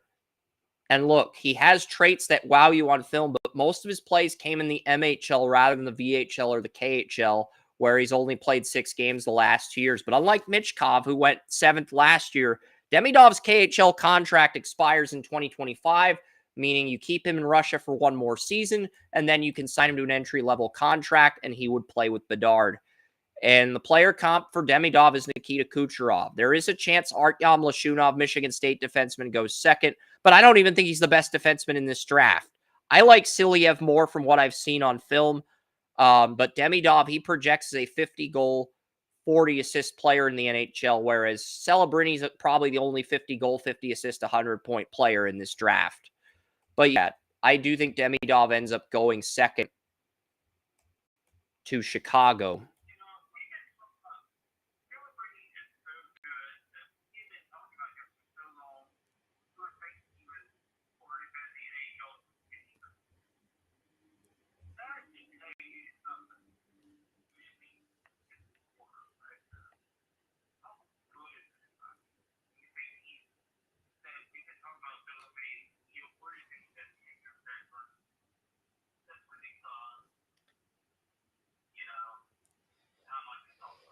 Yeah, getting the number one pick is essentially a golden ticket to turn your team around. I mean, both the teams in this year's Stanley Cup Finals have a number one pick on them.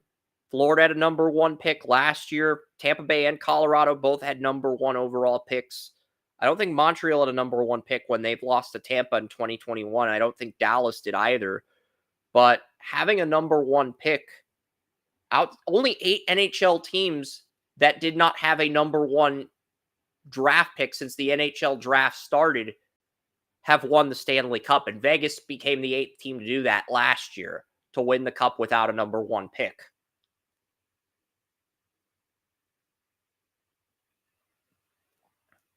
So getting a number one pick is the clearest path to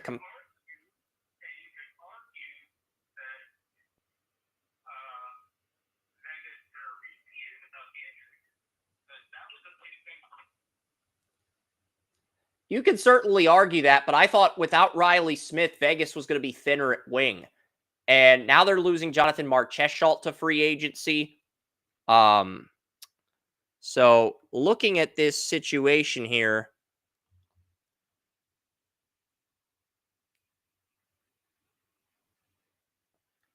I do think it's interesting, but yeah, I'm going to go into the number 3 pick here. It's 11:30 already. Anaheim Ducks are going to get Artyom Lashunov. And the reason I'm going Artyom Lashunov at 3 is simple. Best player on the board, but Anaheim's in a great spot looking at their long-term future, long-term outlook. The Anaheim Ducks are in a great spot. And I do think we will see the Anaheim Ducks in the playoffs by 2026 at the very latest.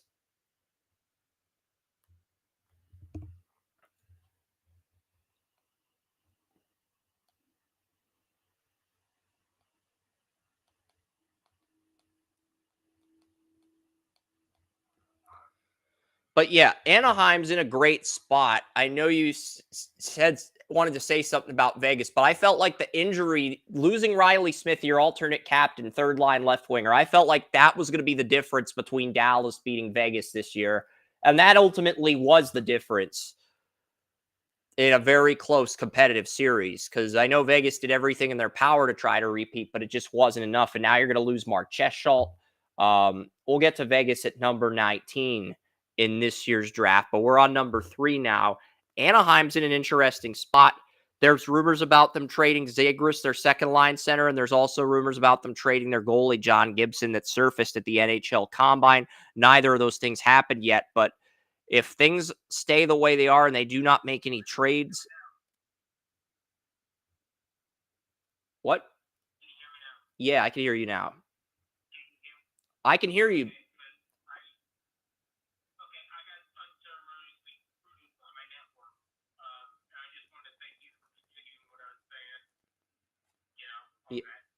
Yes, no problem.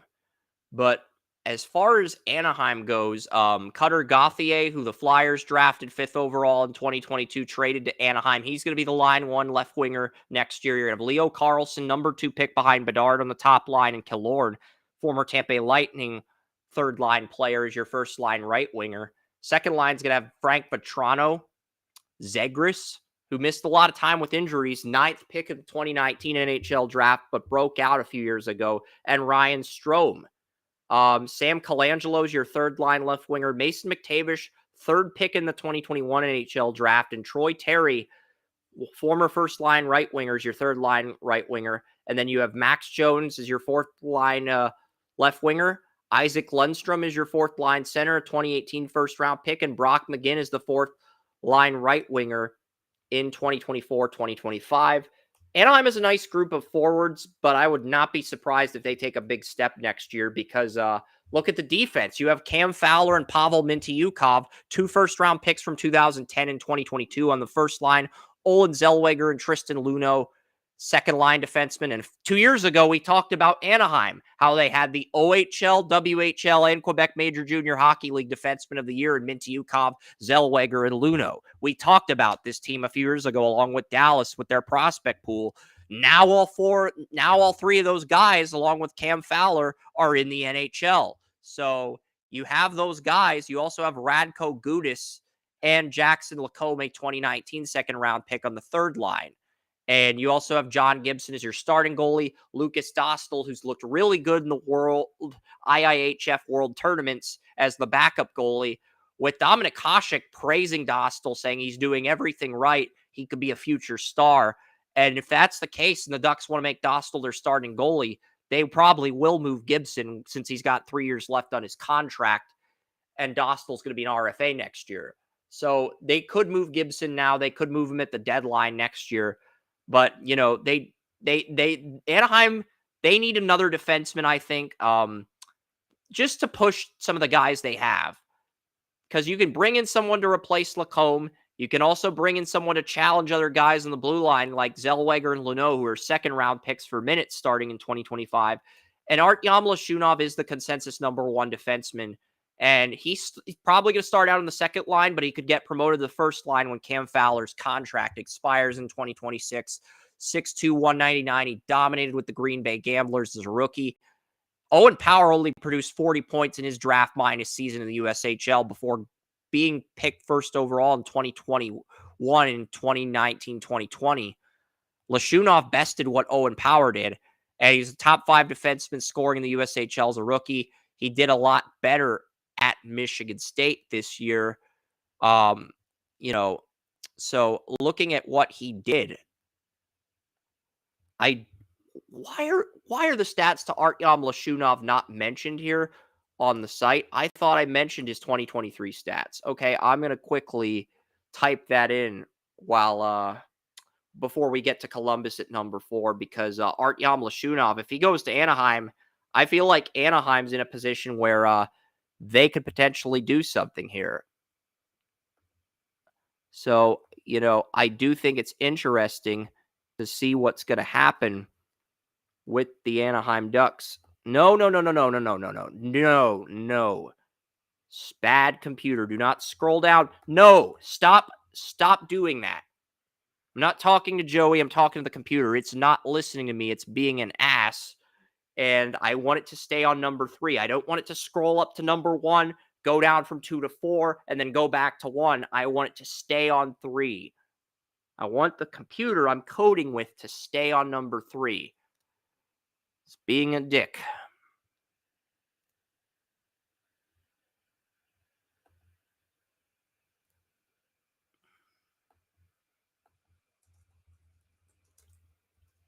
There we go.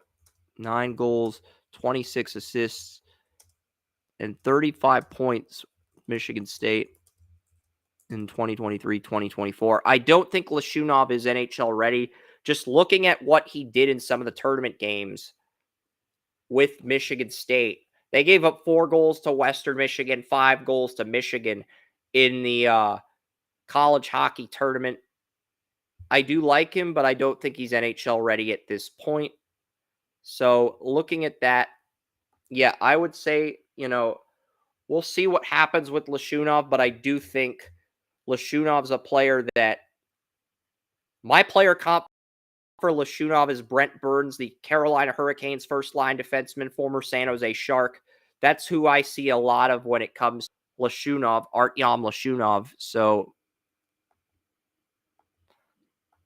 I do think it's going to be interesting to see what happens. But another team we're going to get to is Columbus. I think this is probably the most interesting team. But as far as Anaheim goes, I do think they have a playoff window. I said as soon as they got all 3 of those prospects, Zellweger, Luneau, and Mintyukov in the NHL, we would start to see this team turn itself around. And now they're going to get the number 3 pick, and they could potentially draft the top defenseman to go with that core of guys. So I do think Anaheim's eventually going to get it figured out. They just don't have it figured out right now. And if you can't figure it out by 2026 with this head coach entering his 3rd year, I do think you'd have to make a head coaching change in 2027. But right now, I think Anaheim can just take their time with this rebuild and just try to get it right. But they're in a good spot, and they could make a leap next year when Lashunov gets to the NHL. Columbus, they're going to... I had Anton Silyev here last time. I'm pivoting to Caden Lindstrom because Caden Lindstrom is 6'4", 216 pounds, big center. And, looking at Columbus right now, they do have a pretty good situation. Johnny Gaudreau, Boone Jenner, Kirill Marchenko are their first line guys.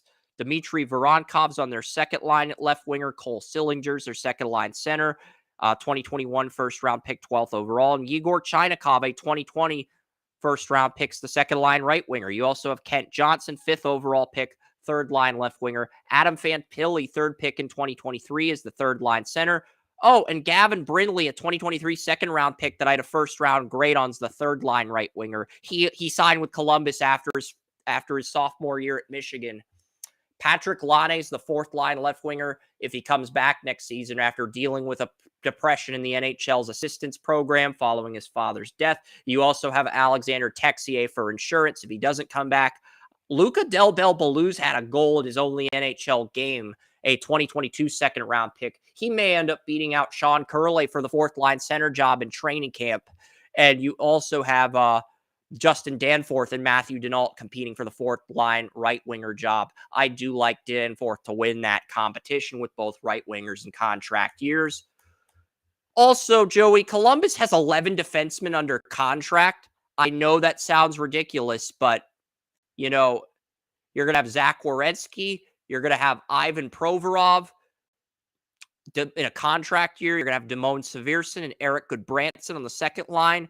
Jake Bean's your number 5 defenseman if you use an RFA on him. But that competition, you're going to have 5 guys competing for that number 6 spot.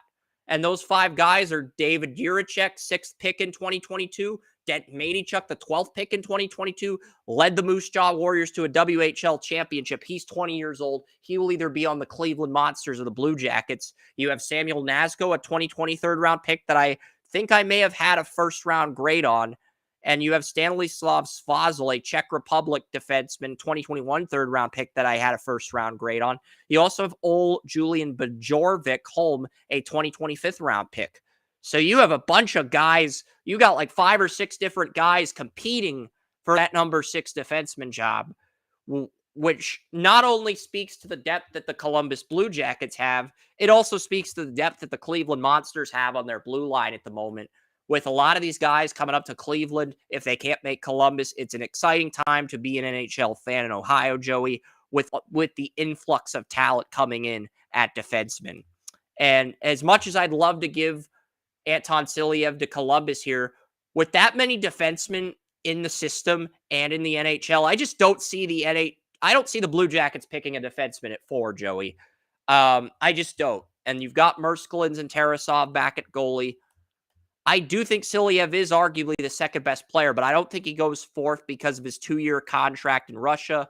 I think Columbus will look at the board and say, can Caden Lindstrom or Berkeley Catan make the NHL in 2025? If so, that's our guy at 4. And I do know a scout on Medicine Hat. I'm not going to, and they told me in confidence that they believe Caden Lindstrom's got a chance to be special. And Lindstrom is 6'4", 216 pounds. He's bigger than any center on Columbus.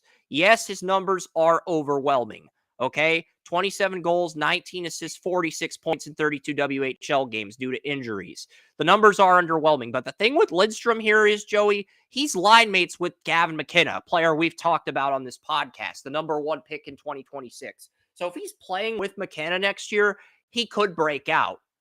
And is he going to be ready for 2025, though? Or are you going to have to keep him in Medicine Hat until 2026 when McKenna is also NHL ready and draft eligible? That's the thing. And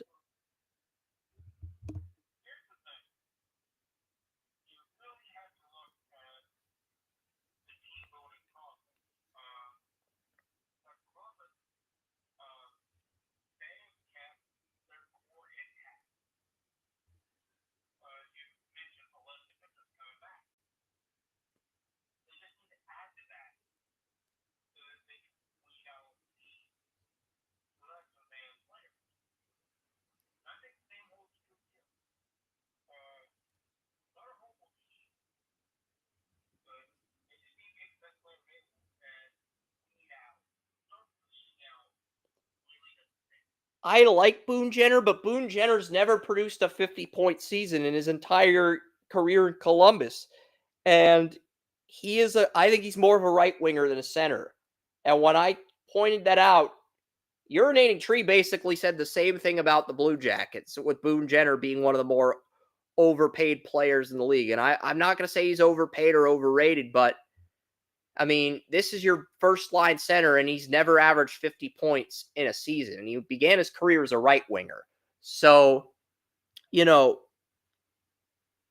this is what's frustrating if you're a Blue Jackets fan, because you've got to have somebody break out and get more than 50 points on this offense at center. Whether it's Caden Lindstrom or Adam Fantilli, who won the Hobie Baker with 61 points last year at Michigan. Whether it's Cole Sillinger, 12th pick in the 2021 NHL Draft. Somebody at center has to break out for Columbus and eclipse the 50-point mark next year. And if they don't, then I think you have to I think Don Waddell will probably look for a new head coach next year, because you gave an interim coach a full season after the previous GM Yarmo let Mike Babcock go before the start of the season. So if you give the interim coach a second full season and he doesn't get the job done, I do think Columbus will look for a new head coach, because there's just too much talent on offense to not have a 50-point player. Too many of your high draft picks are now in the NHL, and it's at the point where, like, you literally don't have any excuses. But at the same time, Lindstrom is the best player on the board, and you don't have to rush him up to the NHL. He kind of reminds me of Quentin Byfield, who went second overall. Lindstrom models his game after Dallas Stars first-line center Rupe Hintz. And the big question with Lindstrom is, can he develop into a 100-point player? The offense is there. The defense is there. Some scouts believe he has the best compete level in this draft, the best competitive nature. He's also a really good forechecker, great defender. But can he take a leap offensively? That's the big question with Lindstrom. And with Boone Jenner set to be a 2026 UFA, I do think Lindstrom's the guy who's probably going to replace him if Fantilli or Sillinger can't take that leap and jump. Boone Jenner never posted a 50-point season as the first-line center in Columbus next year. Because the talent's there, the results aren't. And I don't know if that's due to the coaching or if players aren't doing more than they should because Boone Jenner's the captain and he's never had a 50-point season in his NHL career. I'm not sure what the issue is there. And, you know, that's the thing right now. That's really the big question with Columbus. But, yeah. Number 5 is going to be Montreal. We're going Berkeley Catan. I did have a defenseman here in the last mock. I'm going center now. Looking at the contracts, you have a really good first line. You have Slavkovsky, your number 1 pick in 2022, as your first line left winger. Nick Suzuki at center, and Cole Caulfield, 2019 first round pick, as your first line right winger. All 3 of those forwards played 82 games, and all 3 forwards finished the season with 50 points in the regular season. So, and it's a young first line. A 2017, 2019, 2022 first round pick. All those guys coming into their own under head coach Martin St. Louis. So I do think that first line for Montreal is really good, but you have Gallagher as your second line left winger, Alex Newhook, second line center, 2019 first round pick by the Avalanche. And you also have Joel Arima, second line right winger in a contract year. That's probably the biggest reason why the Canadians are rumored to Demidov, but I just can't see Demidov falling here. I think Chicago takes him at 2.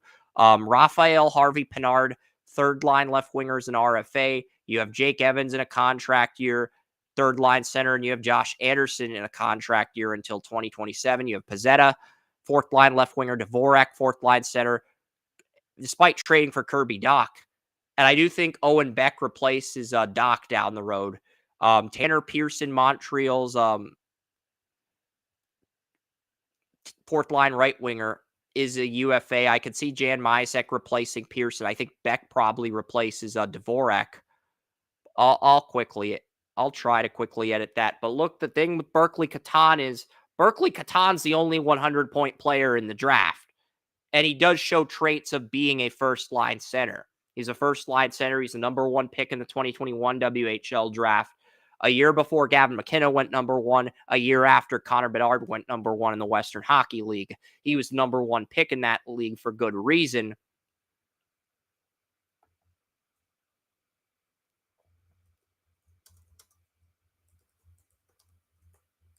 And you got Jan Mysak. So you have bodies, even with your UFAs, you've got guys coming up reloading in Montreal.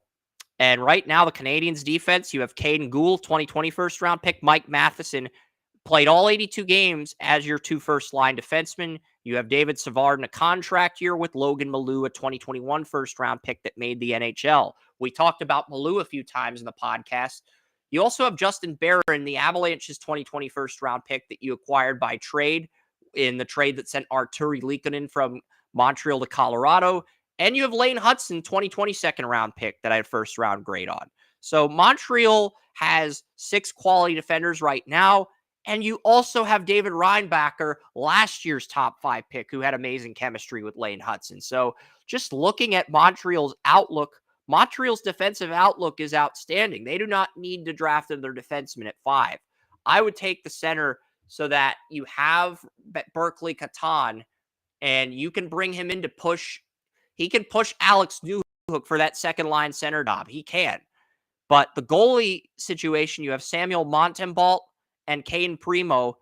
Caden Primo, 8-9-4, but he had a 2.99 goals against average, 9-10 save percentage, provided a spark for the Canadiens after being the Canadiens' 7th-round pick in the 2017 NHL Draft. The Laval Gold Rocket had 3 different goalies, were just awful. And, if none of these goalies step up, Montreal may not start Jacob Fowler until 2027 when Montembault is a UFA. But my guess is Fowler, he plays 3 years at Boston College. He goes to the AHL at the end of 2025, and then he burns through the first year of that entry-level deal and then gets promoted to the Canadiens to replace Montembault in 2027. That would be my guess for how Jacob Fowler's timeline is going to line up for this team. I do like what Montreal's doing. I like what they're doing a lot. But they cannot blow up this team to try to win now, between now and 2027, with Fowler in your system. You're kind of just stuck in a rebuild until then. If you can get another impact player, if you can get the number 1 pick in one of these next 2 NHL drafts, that is going to help tremendously. But I don't know if they're going to get that just due to how good Montreal's first line is, Joey, with Suzuki, with Slavkovsky, with Cole Caulfield. That's a really good first line. And, I think Berkeley Catan, 54 goals, 62 assists, 116 points in 63 games in the Berkeley Catan. I think that's a really good player to have for the Canadiens. And he's somebody who can push. He's somebody who can push Alex Newhook for second-line reps. And he was a first-line center at the CHL Prospects game. 0 goals, 4 assists, 4 points in the WHL playoffs. Just a lot to like with Berkeley Catan. And, I think this is a player that you have to consider here if you're Montreal. Now, Utah has the number 6 pick. Utah has not decided on an NHL team name, so I just decided to use the Utah Grizzlies ECHL logo here because I hate logos without personality. I do. And since Utah does not have an official logo and will not have an official logo until they either name the team or sometime next season, I'm just not going to put up with that. I'm not going to put up with the NHL Shield as the default logo for one season. That's lazy. That's bland. And I want a logo with personality. So the Utah Grizzlies ECHL logo, it is a placeholder. It's not the permanent logo for Utah's NHL team on Draft Utopia, but with the Coyotes relocating to Utah, we had to put a placeholder in. This was the strategy, and I figure this is the best we can do for a placeholder. And, Arizona, Nick Schmaltz, Logan Cooley, 2022 third overall pick, Clay Keller is on all your top line guys. You have Lawson Krause, Barrett Hayton, 5th pick in 2019, Dylan Gunther. on the second line, you have Matthias Makaleli, Nick Bajustad, who led the team in points, and as your third line center. And you have Josh Doan, a 2021 second-round pick. You also have Alex Kerfoot as the fourth-line left winger, Jack McBain, and Michael Carcone. I mean, Utah's got some good forwards thanks to the Arizona Coyotes relocating. The problem is they have no identity on defense or goalie. That is the big issue with Utah, and they inherit the Coyotes. I do think Michael Hrabal, their 2023 second-round pick at goalie, did well at UMass as a freshman, but you don't have Dmitry Semashev. Semashev will be up in the NHL next year. You drafted him 6th overall in 2023. He's in Russia for one more season. So that's why Utah's in a difficult spot here, Joey. I love Anton Silyev, though. I think you can make an argument for Silyev as the number 2 player behind Macklin Celebrini. 6'7", 207, 3 goals, 8 assists, 11 points, 31 blocked shots. I mean, he had 31 blocked shots in Russia against men. He had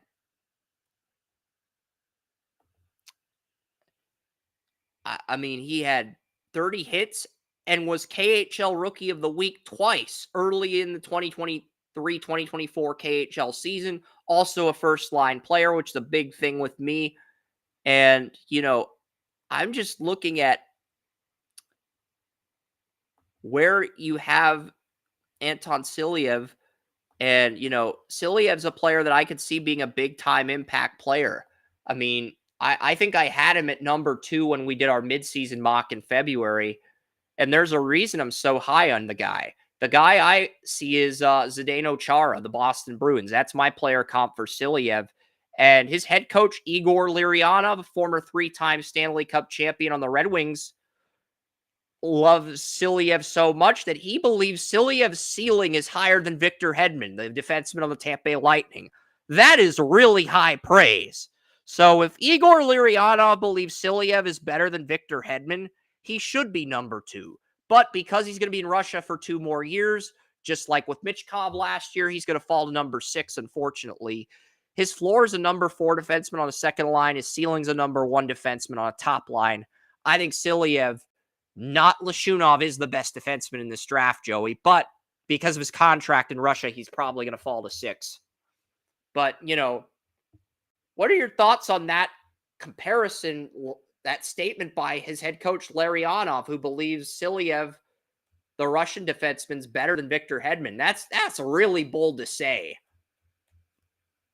And I feel like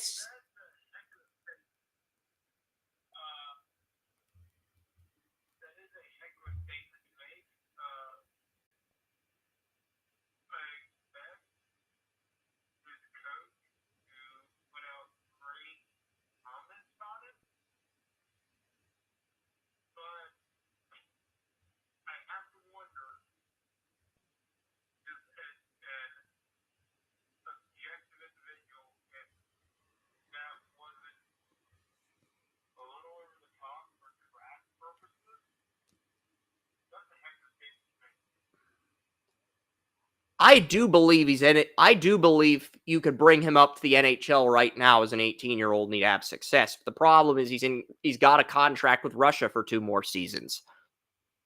That's why he's going to fall in the draft. Because Lashunov, he'll be ready for the NHL by 2025, even though he's rawer than Silyev. And I do think Silyev's the best defenseman in the draft. I am not going to sugarcoat that, but he's going to be the second defenseman picked. And there's some people that think Sam Dickinson and Zane Parekha, the 2 defensemen that are still on the board, are going to get picked before Silyev. So I think that's partially because there's a huge bias towards North American skaters in North America, whether it's a CHL player in Canada or a USHL player in America or a college hockey player. I just think there is sort of a bias when it comes to media coverage for the NHL draft, Joey. I just think there is sort of a bias towards North American players. I don't like it, but it is what it is, and I've learned to accept it. So, yeah. Zane Pareca, we mentioned him earlier on the show when Saginaw played London. I have him going to Ottawa. And Ottawa's got some good forwards. Brady Tkachuk, Tim Stützle, Drake Batherson, all top-line guys, all locked up till 2026. You have Matthew Joseph until 2026. You have Josh Norris as your second-line center. You have Claude Giroux, second-line right winger in contract year. Ridley Grieg, your second 2020 first-round pick behind Stützle is the third-line left winger. Shane Pinto, a current RFA, is the third-line center. Parker Kelly, a third-line right winger, another RFA. Boris Katuchuk, fourth-line left winger. Mark Kastelek, fourth-line center. Angus Crookshaw taking over for Dominic Kubalik if Kubalik leaves. You have Jake Sanderson, 2025th overall pick. Jacob Chichern, who you got in a trade by giving up the 12th pick to Arizona in last year's draft. As your top-line defenseman, you have Thomas Chabot, 2015 first-round pick, and Artem Zub on the second line. Despite Zub getting some first-line reps this year, and you have Eric Brandstrom, a 2017 first-round pick, and Travis Hamonic, who are both in contract years as third-line defensemen. You have Corpi Salo as your starting goalie. Forsberg is the backup. Forsberg's in a contract year. Look, I love Ottawa's offense, but the reason Ottawa struggled is both Stützle and Norris, their top two defensemen, were injured down the stretch. And that really hurt the depth of the Senators. They had other injuries as well. I think Columbus and Ottawa were the two most injury-riddled teams last year. I'd love to see Ottawa take that leap this year, but I feel like they're really not going to take that leap unless they fix their goalie situation. They had Cam Talbot a year ago before he signed with the LA Kings, and Cam Talbot just struggled in Ottawa. So, I've got Zane Pareca going here. There's not a goalie that warrants the 7th pick in this draft. Pareca, 33 goals, 63 assists, 96 points, OHL Player of the Year, first-line defenseman. He goes to the gym 5 times a week, has a relentless work ethic, 2 years of experience on Saginaw's first line. He actually played on Saginaw's first line as a 16-year-old with Pavel Mintyukov, the Ducks 2022 first-round pick, mentoring him. And, he just has everything on tape. He reminds me of Adam Fox, the New York Rangers first-line defenseman, but he also reminds me of Jason Roberts in the Dallas Stars left winger as a shooter and a goal scorer. So I really like Zane Pareca, and I think Pareca comes off the board relatively early. I mean, he had 21 goals, 16 assists, 37 points. He had the most goals for a 16-year-old defenseman in the OHL in 2022-2023. 2 years of really strong tape, led Saginaw to the Memorial Cup. I think Pareca there are some questions with his defense, but I do think Pareca is a guy that can be a difference maker for Ottawa down the road.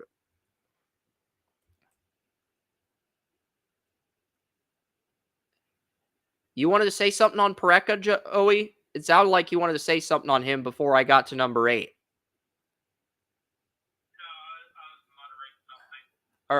Yeah. But Zeev Buium, the Denver Pioneers defenseman, I have him at 8. Seattle has not drafted a defenseman in the first round. They looking at their draft history, they went Matty Beniers 2021, Shane Wright in 2022, and then they took a left winger in the first round of the 2023 draft.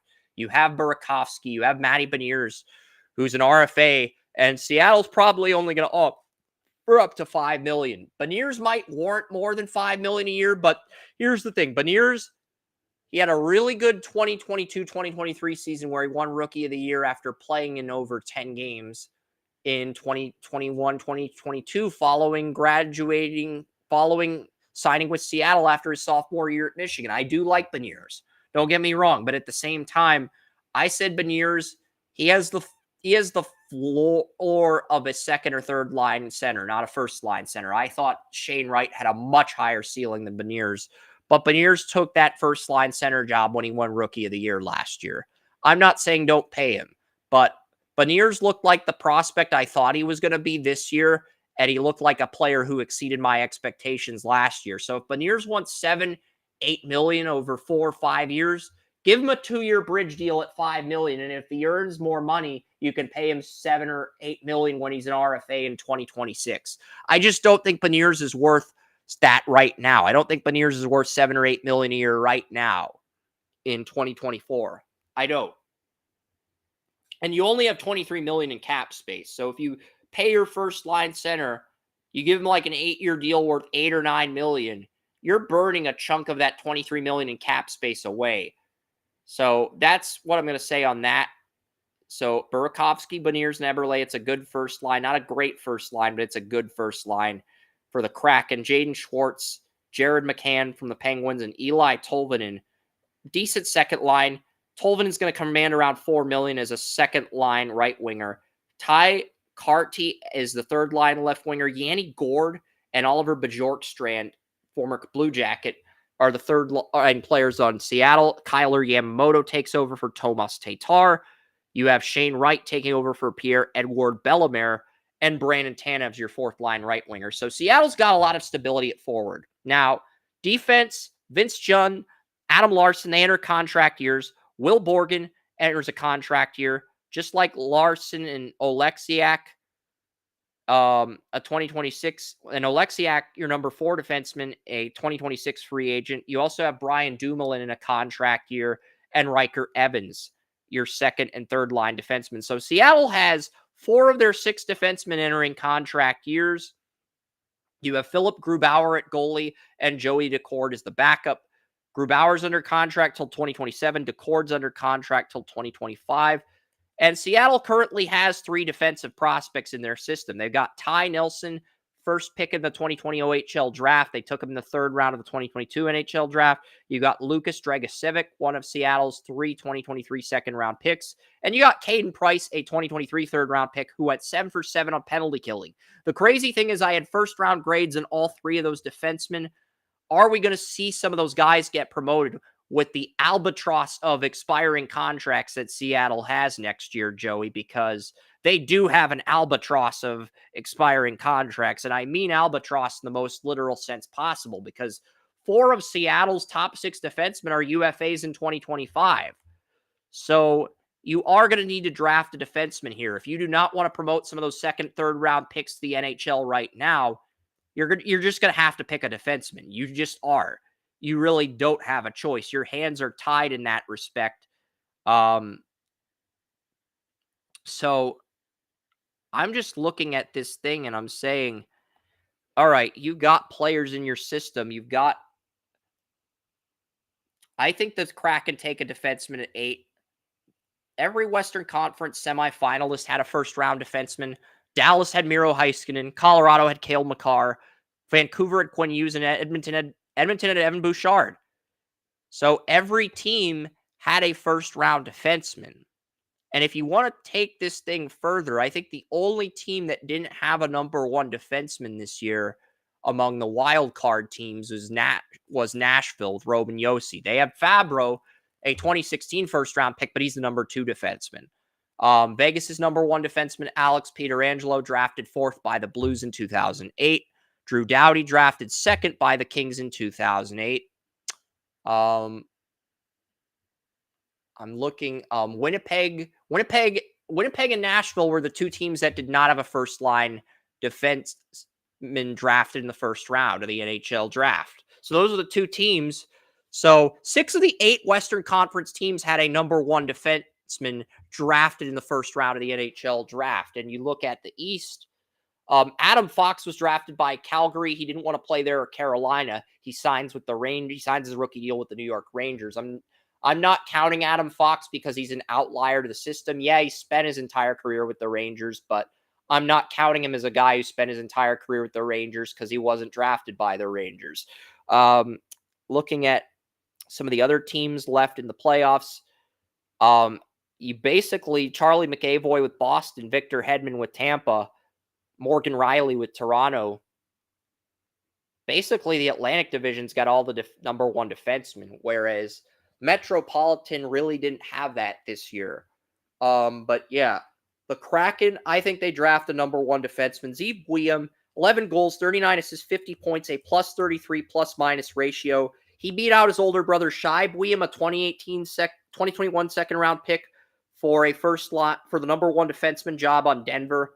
And, Denver beat both Boston University and Boston College to win the championship. when Joey thought they had no business being in the Final Four. So Zeke Williams earned this spot in the top 8. There's some that believe he could go as high as number 5 to Montreal. I think that's a little bit of a stretch, but Williams earned this spot in the top 10. Beating out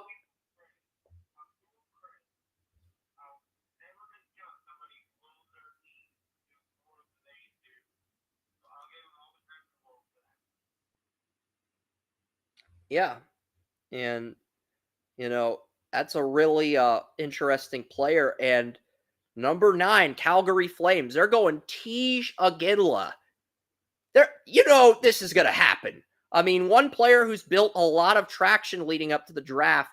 Calgary does need a first-line center, first-line left winger, first-line right winger, first-line defenseman. They have a goalie in Markstrom, but that's it. Calgary just feels like a team that's in a total rebuild. They end up trading. Calgary just had Craig Conroy had a rough first year at GM. He had a lot of guys that didn't want to re-sign in contract years. Noah Hannafin didn't want to re-sign. You trade him to Vegas. Chris Tanev didn't want to re-sign. You trade him to Dallas.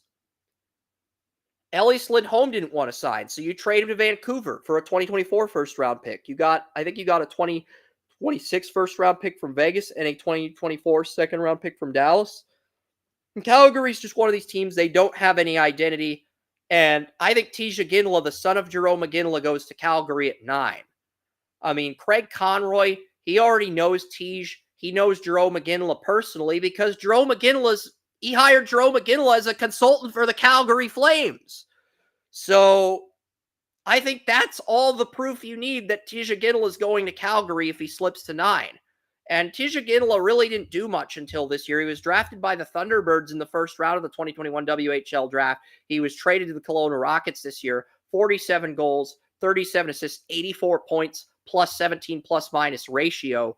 And he had 15 points in 11 playoff games with the Kelowna Rockets. And, I think Tej Aginla is a guy who could push Jonathan Huberdeau, who got demoted from the first to the third line this year, really underachieved after getting an 8-year contract with Calgary following the trade that sent Matthew Tkachuk to the Florida Panthers.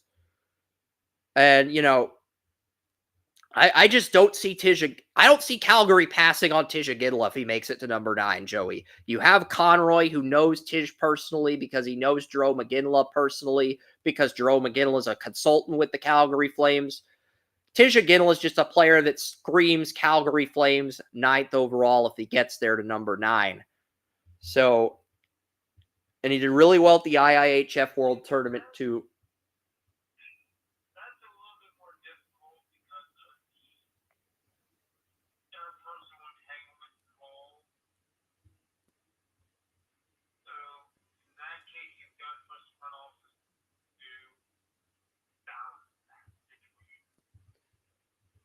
Yeah, and I'll give Jerome Aginla credit. He could have talked about his son, but, he talked about everybody at the NHL Combine. He talked about all these kids trying to achieve their dream and become adolescents and men in the National Hockey League.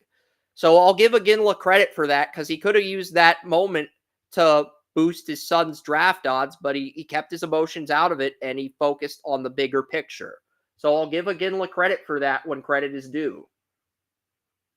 So I just think Calgary's they got to draft the best player on the board at 9. If that's Tej Aginla, you can wait to draft a center.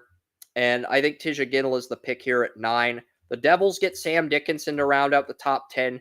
And New Jersey's got a lot coming back. They've got 2 number 1 draft picks at center, Nico Hischier and Jack Hughes. You have Timo Meier, Jack Hughes, and Jesper Bratt, all under contract until 2030 as your first-line players. Eric Halla, Nico Hischier, and Dawson Mercer.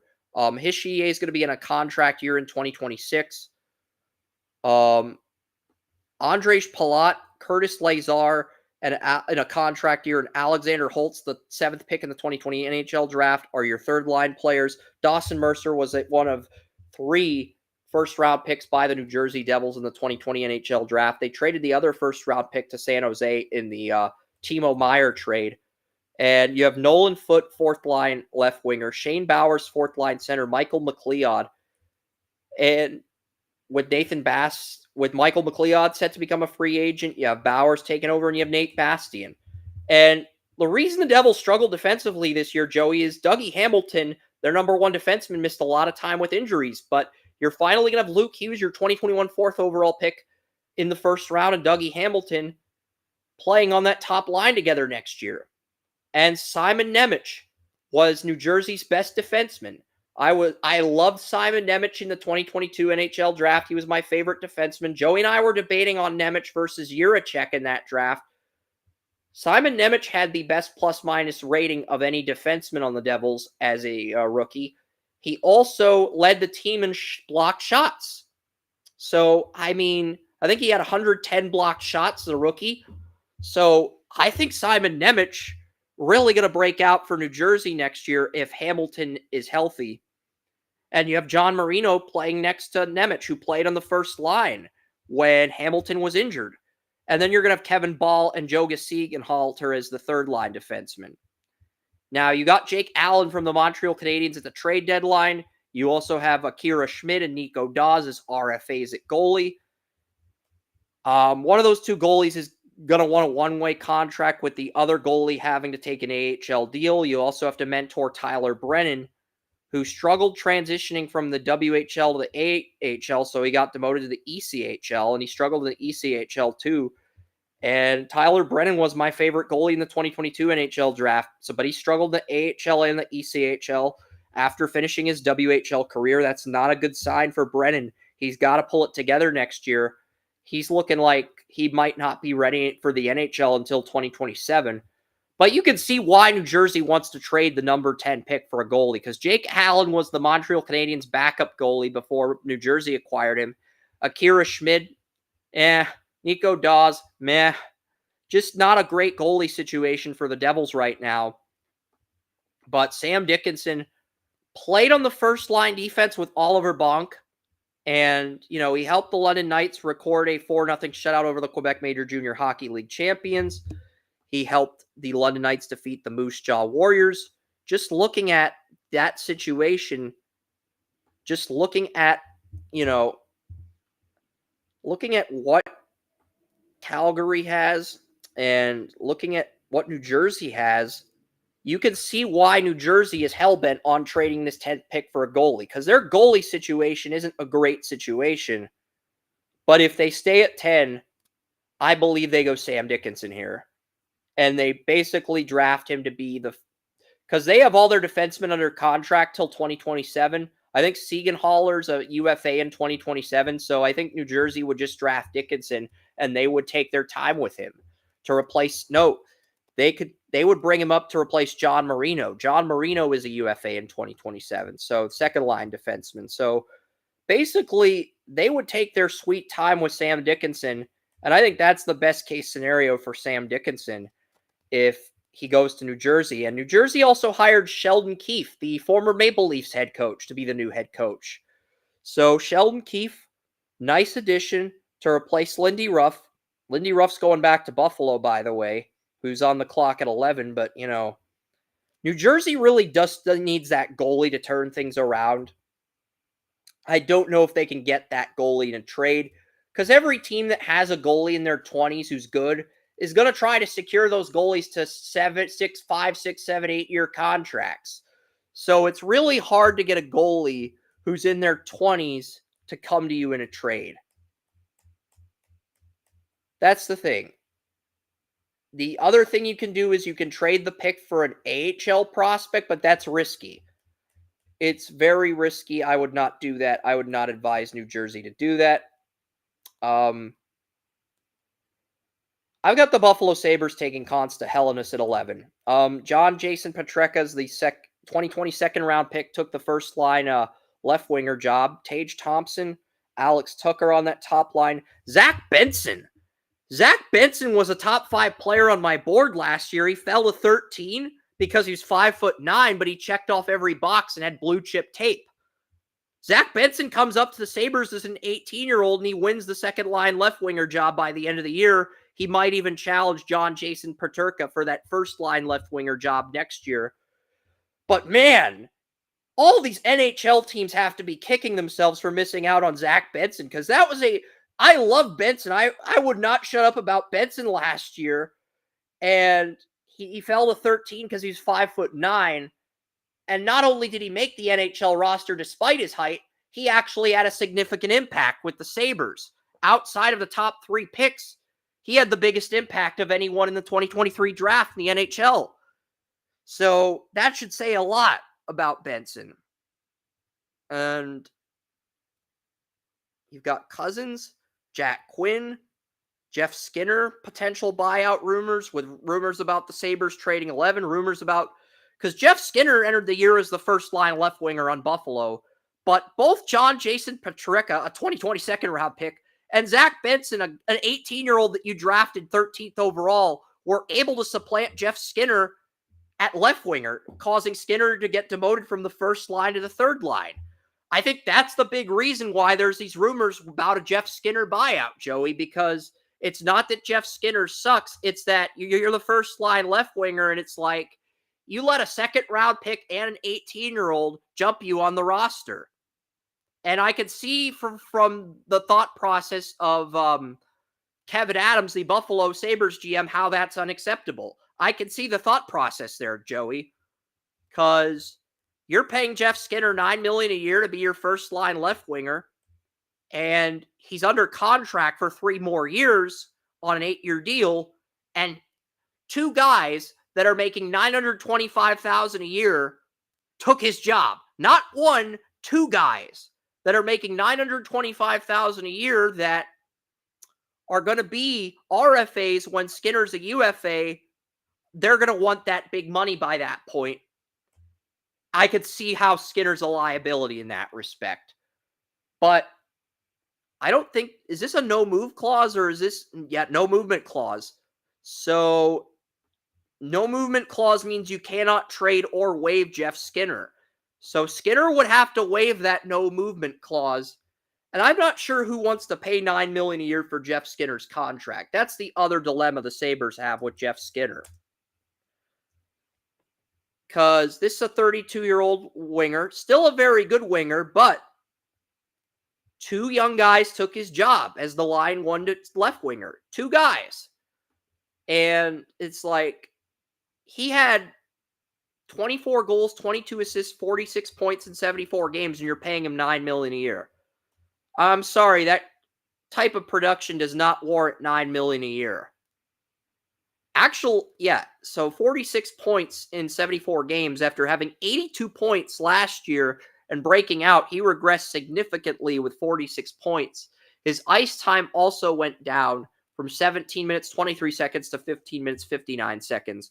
So, I mean, that contract, that is a brutal contract for Kevin Adams to have to deal with Jeff Skinner. Peyton Krebs, you got him from Vegas in the Jack Eichel trade. You have Jordan Greenway, right winger. Isaac Rosen, your second 2021 first round pick at 14 overall, should be coming up to take over for Gergensen. Matthew Savoy, a player I loved in the 2022 NHL draft, should take over for Tyson Yost at center. And then you have Victor Olofsson. And then you look at the defense for the Sabres. You have Dahlin, you have Owen Power, you have 2 number 1 picks on that blue line. Joki Harju and Bowen Byram from the Avalanche, 4th pick in 2019. And you got Connor Clifton and Jacob Bryson. And then you got Ukko-Pekka Luukkonen and Devin Levi as your goalies. A little bit of uncertainty. I don't think there's a lack of stability at goalie for Buffalo, but I think there's a little bit of uncertainty with Buffalo's 2017 second round pick at goalie breaking out, and Devin Levi struggling after expected to break out, because Levi, he broke out at the end of the 2023 season a year ago, and then he failed to build on that this year. Got demoted to the AHL, then he got called back up and became the backup to Pekka Luukkonen. Konsta Helenus from Finland can play center, right winger with his versatility. 3rd line player, but he's been consistently mocked in the top 10, some in the top 5, and he earned a promotion to the second line. I think Helenus, he could be a replacement to Jordan Greenway in a year from now. I've got him going to Buffalo at 11. Philadelphia at 12. Owen Tippett's your first line left winger. You've got Morgan Frost. You've got Konechny as your first line right winger. Farabee, Scott Lafton, 2018 first round pick or 2012 first round pick. Tyson Forster, your 2020 first round pick, second line right winger. Noah Cates, third line left winger. Sean Couturier, seventh pick in 2011. Bobby Brink, a 2019 second round pick as an RFA. Cam Atkinson's in a contract year. Ryan Poling, Garnet Hathaway. So looking at Philadelphia, they do have some decent forwards. Sanheim and York, 2014 and 2019 first round picks in the blue line. Jamie Drysdale, Anaheim sixth pick in 2020, is now on your second line. Nick Seeler. And then you have Ryan Ellis and Rasmus Ristolainen, and both of them got ridiculous contracts. And then you got Carter Hart as your starting goalie and Ivan Fedotov, who's 6'8", as your backup goalie. So the goalie situation's stable. I like Owen Tippett more as a right winger than a left winger, but I feel like the Flyers really need a first line left winger. It just comes down to whether you prefer Trevor Connolly or Cole Yzerman. Connolly is higher in Bob McKenzie's rankings, so I went with Connolly at 12, but most mocks have Cole Yzerman. The consensus, Cole Yzerman was the number 2 pick in the preseason. So for him to drop from 2 to 12, it's a big fall. But all he does is shoot at an NHL level. He does not defend well. He does not pass well. He takes plays off. He's inconsistent. There's a lot of things with Yzerman that need to be ironed out at Boston University. So I think Connolly is the safer play. And you can slowly ease him in to where you're going to have Michkov taking over for Konechny in 2026. And you can start Connolly out as Cam Atkinson's replacement, but could eventually... he could eventually replace Farabee by 2029 as a second-line left winger as a long-term project. So that's the first 12 picks. 13, we've got Minnesota, Kirill Kaprizov, Joel Eriksson Ek, Matt Boldy on the top line. Everyone's under contract till 2026 when Kaprizov becomes a UFA. Liam Ogren, Minnesota's 2022 first-round pick, made his debut down the stretch. Marco Rossi, Minnesota's 2020 first-round picks, the second-line center. You have Zuccarello. All those guys under contract till 2026. Johansson, Marat Kushnov, 2020 second-round pick, became a third-line center. Ryan Hartman at right winger. And then you have Foligno, Frederick Gaudreau at center, and Adam Roxa, a 2020 7th-round pick. That's an RFA. Well, basically, Minnesota's going to have to get a fourth-line right winger in free agency. The only other option is you promote a 7th-round pick in the 2020 NHL Draft to the NHL roster.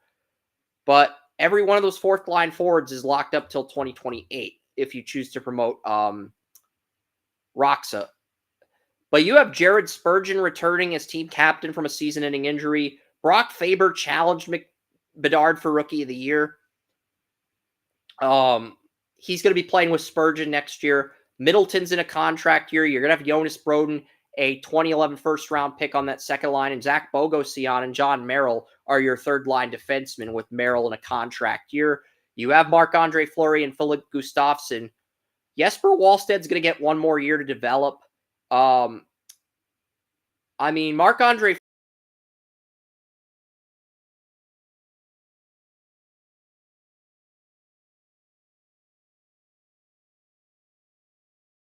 in his debut against Dallas, gave up 7 goals in that game. They didn't pull him because they didn't want to kill his confidence. But yeah, Wallstead just wasn't ready. And starting a 2021 first-round pick in their first career NHL game against Dallas in a road game, if you'd start him at home, that'd be one thing. But starting him on the road in Dallas, that's not a smart decision by Minnesota.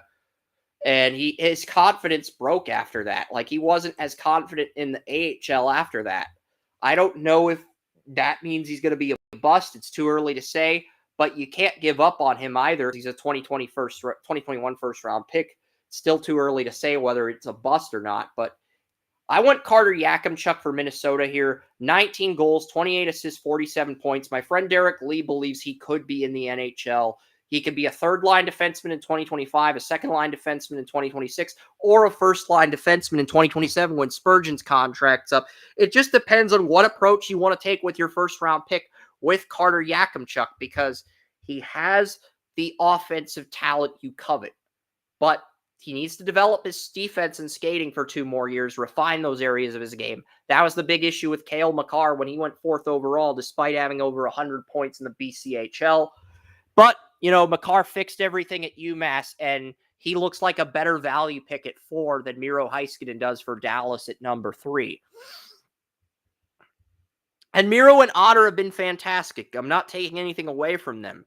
But you have Ukko-Pekka Luukkonen in the NHL, 2nd-round pick for Buffalo. You have Stuart Skinner in the NHL, and you have Jeremy Swayman, a 4th-round pick from that 2017 draft in the NHL. 2017 starting to really take shape as a really strong goalie draft. But yeah, Minnesota, Yakimchuk could go as high as 7 to Ottawa. My friend Derek Lee, a Senators fan, is really making the case for Yakimchuk. He wants Pareka, but he's made a strong case for Yakimchuk as well. San Jose at 14. They're going to get a first-line left winger for Macklin Celebrini. They're going to get the preseason number 2 player, Cole Iserman, who broke Cole Caulfield's record for goals in the U.S. National Developmental Program's under-18 team against players his own age.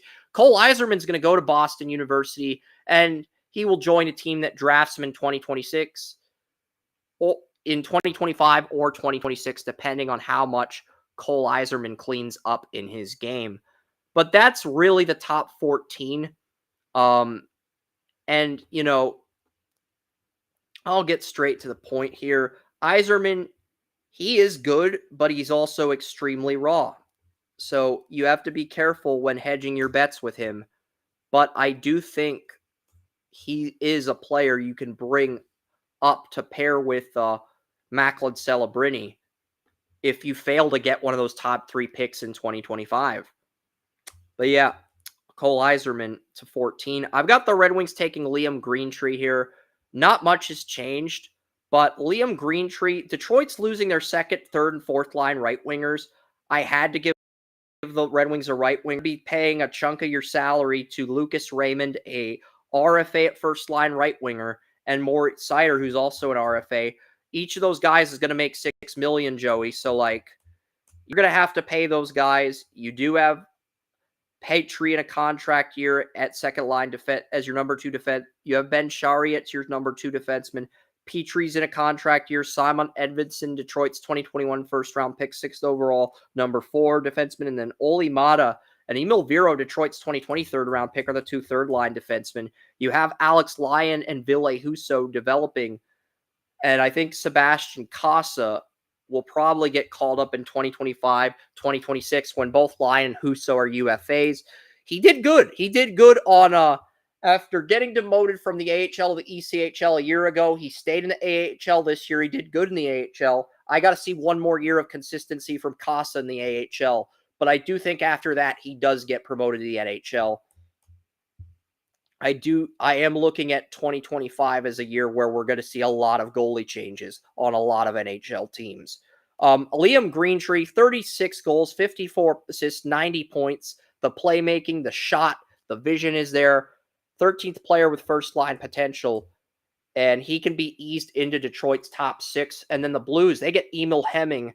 And the Blues have Bolduc, 2021 first-round pick, Robert Thomas, Braden Shen, Brandon Saad, Pavel Buchnevich in a contract year with Dalibor Dvorsky, 8th pick in 2023, ready to take that spot, and Jordan Kyrou on the top 6. Jake Neighbors, 2020 first-round pick, Kevin is your left winger, Kevin Hayes is your center, Alexei Torpochenko is your right winger, and then you have Walker, Oscar Sundquist, and Zachary Dean, who you got in a trade with Vegas as that 4th-line right winger.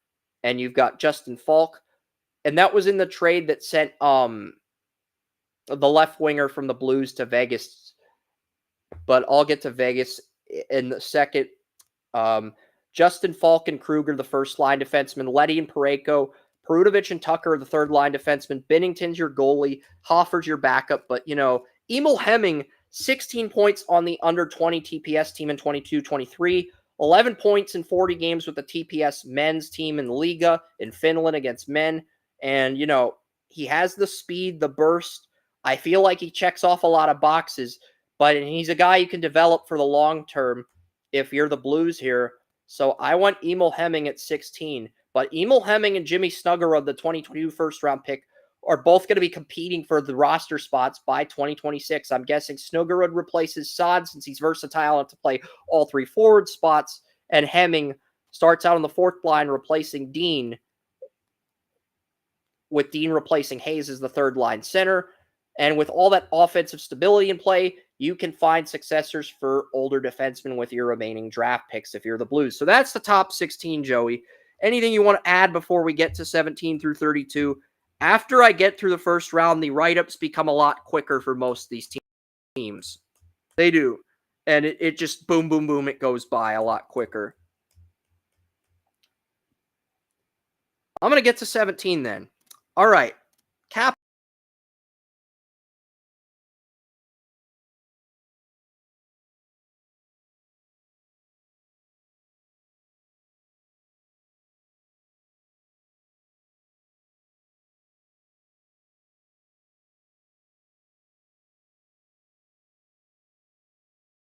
points, not Ovechkin, and Thomas Wilson, second line right winger. Ivan Miroshchenko, 2022 first round pick. He was a top 5 pick, but he fell because Hodgkin's lymphoma. There was a reported tumor, but then the tumor went into remission. It went away.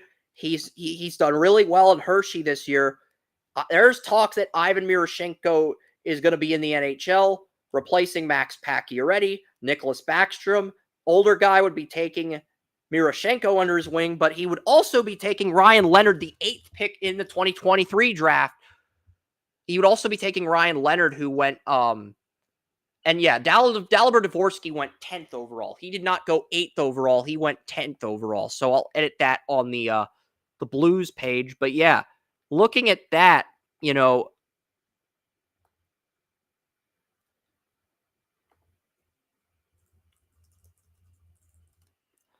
but yeah, looking at the Capitals, they are in a great spot here at 17.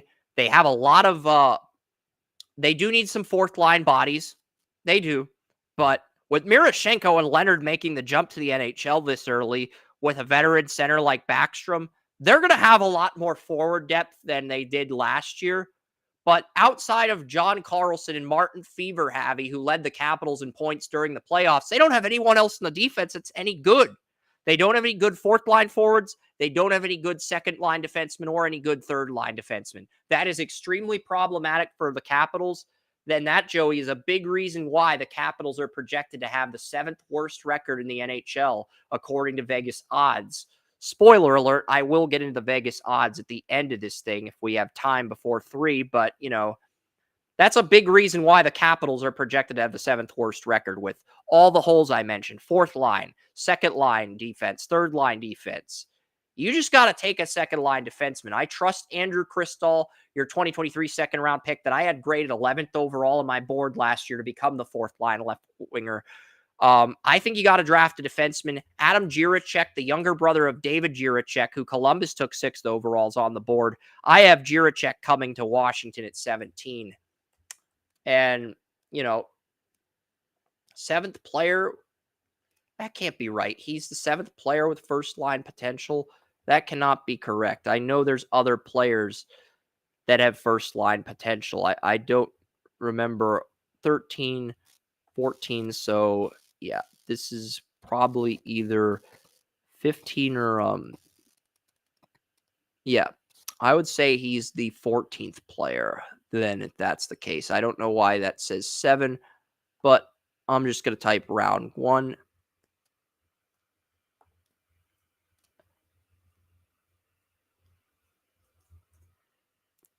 I don't know why the typo showed up there, but yeah, but yeah, the Capitals, they need defense. The theme for the Capitals in this mock draft is going to be defense, Joey. It's pretty simple to the point. They need they need younger defensemen.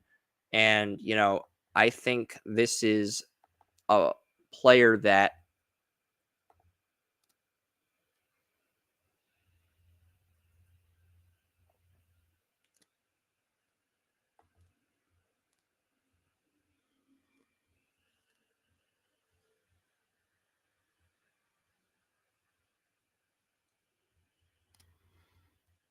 So I believe this is the 14th player with first line potential. I guess I didn't edit that right up from October. I thought I did, but you know, looking at the Blackhawks, I think they go Igor Chernisov. They get another Russian winger here because Igor Chernisov is the only winger that could be a first line winger, but they could also go defenseman here because Chicago's in a unique spot. They need a first line right winger, first line left winger for Bedard, but they also need a defenseman.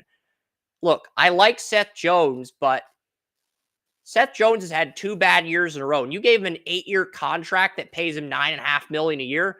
You also gave Alex Vlasic, who I think is a good second line player, but not a really good first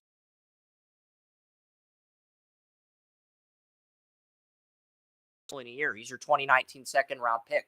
I like Vlasic, but I don't think Vlasic warrants that much money. But that's the guy that Chicago paid, locked up long term. That's a younger defenseman. So, can you get a defenseman at 18 that's better than Vlasic? Probably not. And you have Korchinski, who you drafted 7th overall in 2022, who I like as well. But, I think you get your first line left winger here. You could get a left winger in next year's NHL draft too if you end up getting a top 3 pick and picking Michael Misa. So it just a lot of it's going to depend on what you want to do with this team. But you'd have Taylor Hall. Next year you'd have Igor Chernisov's not going to be in the NHL until 2025. So it's possible that Igor Chernisov, Connor Bedard, and Demidov are all on the top line next year. You'd have Foligno, Frank Nazar, and Philip Kurashev on the second line. Lucas Reichel, 2020 first round pick. Oliver Moore, 2023 first round pick, top 10 prospect that fell to 19, would be your third line center. And that would be your top 8. And that'd be a really good top 8 to have, Joey. It would. That'd be a great top 8 for the Chicago Blackhawks to have. And that would sort of allow the Blackhawks to at least establish their identity at forward. Still got to establish their identity at defense and goalie for the long term, but you'd be able to establish your identity at forward next year if you get Chernisov here at 8.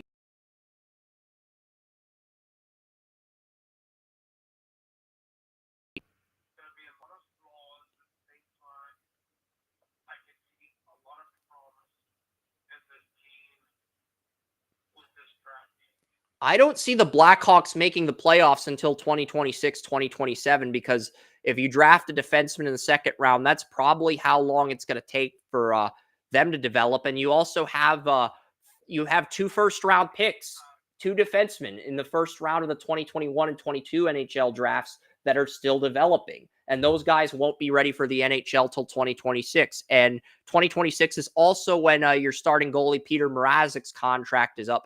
And it's also when Drew Comesso, who did really well in the AHL this year as a 2020 second round pick, would take over as the starting goalie. So right now, Chicago looks like they're in a rebuild until 2026, 2027, as far as their timeline goes.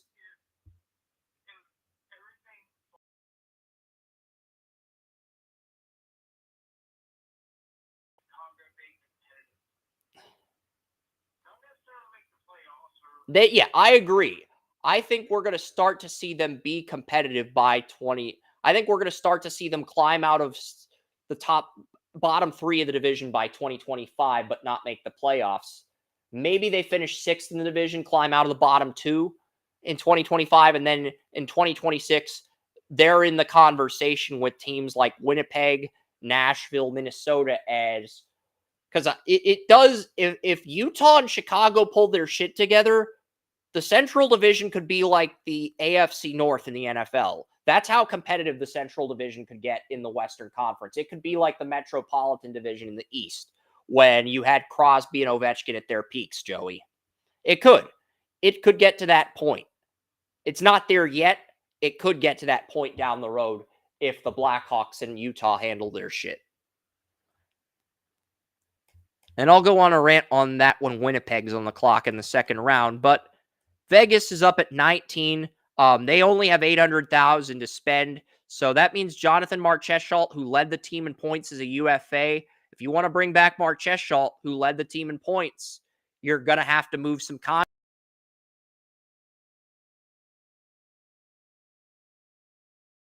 for him. If you want to bring Marchessault back, you're going to have to trade some players Hurtle, Jack Eichel, and team captain Mark Stone can make it work on the first line if you lose Mark Cheshault. But that's just such a huge loss since he led Vegas in points during the regular season. Barbashev, that's the player Vegas got from the Blues in the trade that sent their center, their 2021 first round pick to St. Louis. You got William Karlsson taking over for Chandler Stevenson, who's also a UFA. Chandler Stevenson was the second line center. He's a UFA. Keegan Colasar is fourth line right winger, becomes the second line right winger. Brett Howden, Nicholas Roy, and Paul Cotier are the third line guys. But Vegas needs 3 fourth line forwards. They only have about $800,000 in cap space right now. So they're not, and the minimum salary is $900,000. That's the minimum salary you have to pay an NHL player. So they are going to have to free up some contracts. You have Alex Pietrangelo. You have Noah Hannafin. You just gave Hannafin an 8-year contract taking over for Alec Martinez, the other first-line defenseman on Vegas' Stanley Cup winning team. So you're gonna lose Mark Cheshault. You're gonna lose Stevenson. You're gonna lose Alec Martinez.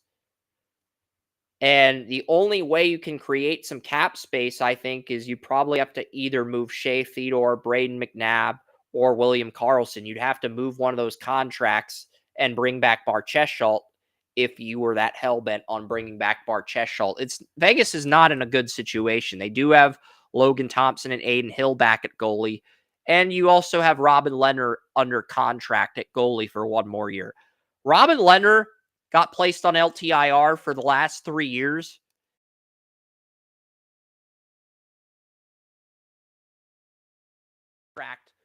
Of Robin Lehner for $5 million unless you actually trade the 19th pick away.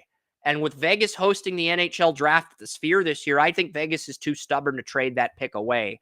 I think they want to make a pick at the Sphere in the first round just for this year, and then they don't pick again in the first round until 2027. So Vegas, yeah, they capitalized on their Stanley Cup window, but now that window's probably going to end. I basically thought it was going to end after this year. You thought they had 1 more year. And to be fair, that Stanley Cup window's probably going to end now. Maybe you win a series and get back to the second round and you play Edmonton again. But I feel like the Stanley Cup window is over because you're just losing too many pieces. You're going to have $27 million to spend in 2025, but you only have $800K to spend this year. So that's the big issue with Vegas right now. I went with a right winger here, Beckett Sinecki. He had 68 points in the OHL. I went with Sinecki here at 19. And he has good speed, explosion, burst. He does have a lot of traits you like from a right winger. And, this is the 17th player with upside to develop into a first-line guy, and he can learn under Mark Stone. You don't have to rush him up. You can keep him in the OHL as well. But Sinecki, the pick for Vegas. The Islanders, Anders Lee, Bo Horvat, Barzal are on the top line. Casey Cizikas, second-line left winger. Brock Nelson, second-line center in a contract year. Paul Murray, second-line right winger in a contract year. Hudson Fasching, third-line left winger. John Gabriel Pageau, third-line center. Pierre Engvall, third-line right winger. Holmes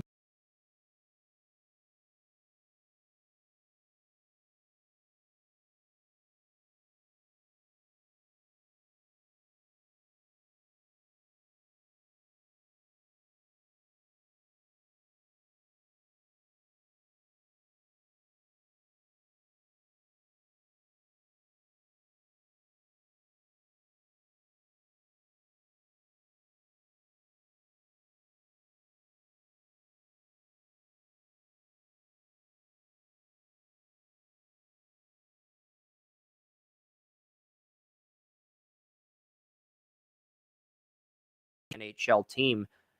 But, Sorokin's the clear-cut starter. Michael Brandsteg-Nygaard, best right winger on the board here, really dominated in Sweden and Allsvenskan this past season. And people are talking about him as a potential sleeper, so we'll see. But I see him as a potential second-line right winger that could replace Kyle Palmieri down the road. 21, the Kings, they're going to go the NCAA route. Michael Hage of the Chicago Steel. Kopitar's under contract till 2026. So is Adrian Kemp. I mean, I'm guessing Quentin Byfield's second pick in 2020 would take over for Kopitar when he retires, but he's going to be the second line right winger with Trevor Moore, Philip Denal, and Byfield, with Victor Arvidsson set to be a UFA. Pierre-Luc Dubois, the third line left winger. Blake Lizotte, third line center. Alex Lafreniere, 2020 third round pick, your third line right winger. And then you have Carl Grundstrom, Alex Turcotte, a 2019 first round pick as a fourth line center, RFA, and Arthur Kaliev, a 2019 second round pick as an RFA. And then you look at the Kings defense: Doughty, Mikey Anderson. You have Gavrikov, who was the number 2 defenseman at the beginning of the year, gets demoted to the second line. And you have Brant Clark, the 8th pick in the 2021 NHL draft, taking over for Matt Roy. I mean, Clark, he did get a tryout with the Kings, but he ended up getting sent back to the AHL. And Andreas Englund and Jordan Spence would be the 2 third-line guys. Cam Talbot, David Rittich, Felix Copley, but all 3 goalies are UFAs. Eric Portillo and Jacob Ingram, the 2 Ontario Reign goalies in the AHL, are RFAs. From a need standpoint, you really can't fault the Kings if they draft a goalie, but from a value standpoint, that makes no sense. We're just going to go Michael Hage, stash and develop him at college. And he's going to Michigan, so you can stash him and develop him here as your first line center for the future. 18th player with first line potential. Sacha Boisvert, Muskegon Lumberjacks. You've got Forsberg, O'Reilly, Nyquist in a contract year as the first line right winger. Nashville's top line is 3 forwards producing 69 or more points, while everyone played 81 out of 80.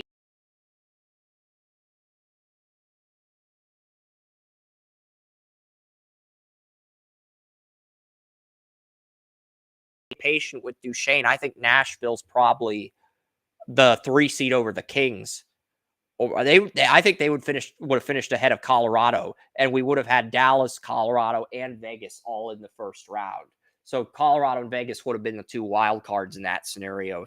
I think Winnipeg may have been ahead of Dallas without Duchesne, but looking at Nashville: Janikowski, Novak, Luke Angelista, Cole Smith, Colton Sissons, Joakim Kemmel, Nashville's 2022 first round pick, will be replacing Anthony Beauvillier. And at third line right winger, then you have Juuso Parssinen, RFA Michael McCarron, and Wade Allison, replacing Kiefer Sherwood. And Nashville's defense: Robin Josi, team captain; Fabro, 2016 first round pick, who enters a contract year. You have Luke Shen and Jeremy Lauzon as the 2 second line defensemen. But the big surprise, Joey, is Tanner Molendick. Tanner Molendick was drafted like 23rd or 25th overall last year by Nashville with Edmonton's first round pick, when Edmonton traded a player away to when Nashville traded away one of their key UFAs, one of their pending UFAs, to Edmonton for a first round pick. They got Tanner Molendick with that pick, and Tanner Molendick looks like a guy, because Tanner Molendick was a first line defenseman on his team, but he looked absolutely lost against Connor Bedard in the WHL playoffs. Nashville took a chance on him. It worked out. Molendick's looking like a player who could be Nashville's number 5 defenseman next year and get an 8 or 9 game audition to find out if he's the guy. And if he's not the guy, you can bring him back to the WHL. You do not have to burn through that first year of the 3-year rookie deal. So it's a luxurious spot for Nashville to be in with Tanner Molendick. And you have Kevin Gravel. Juuse Saros enters a contract year. Nashville's backup goalie's a UFA. So Yaroslav Askarov, Nashville's 2020 first round pick, who has dominated on the Milwaukee Admirals for a second year in a row, he will be the backup to Saros next year. Honestly, if I'm New Jersey, I offer Nashville 10 for Saros. I think that is the goalie you should offer number 10 for. But I don't think Nashville wants to trade Saros, because what if Askarov struggles as the backup to Saros next year? You spent a first-round pick on Askarov. You've given him 5 amp.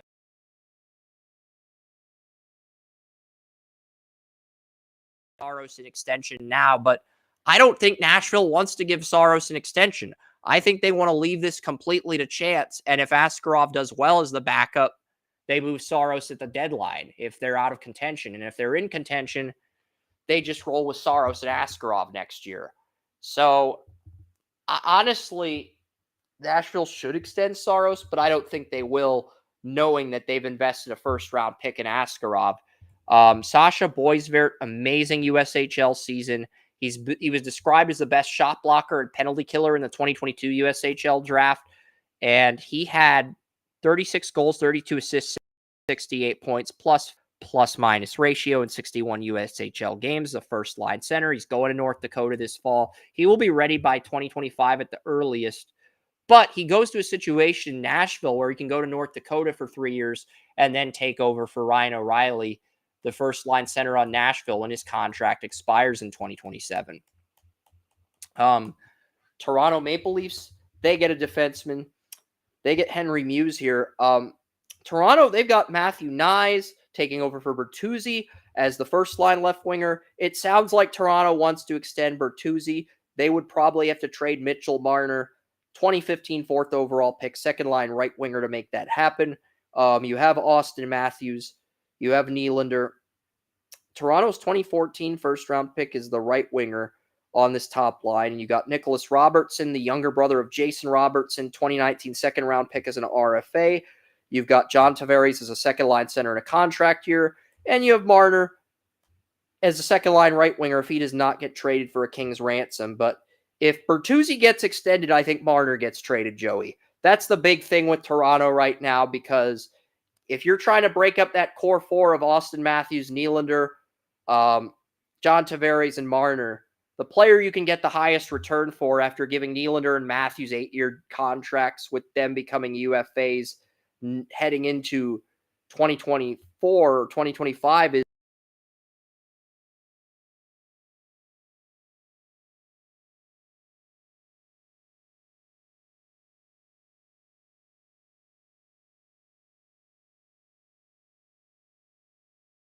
is looking at Marner, Vegas is looking at Marner, but that contract, I don't think Vegas can take on that contract. Chicago's looking at Marner.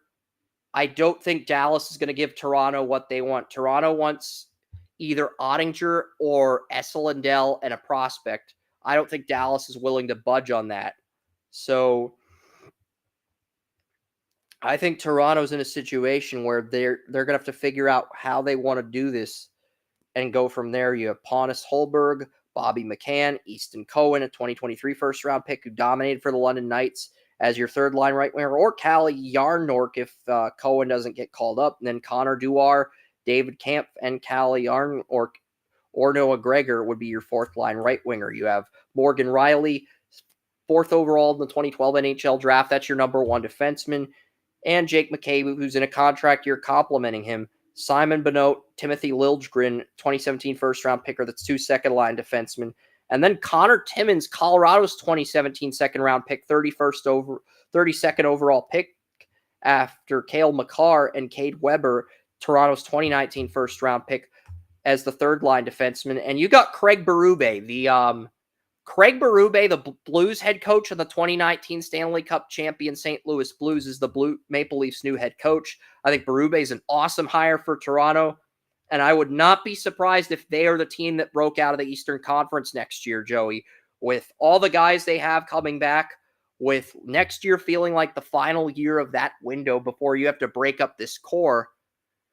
I would not be surprised if Toronto broke out next year just so their core guys could get paid elsewhere.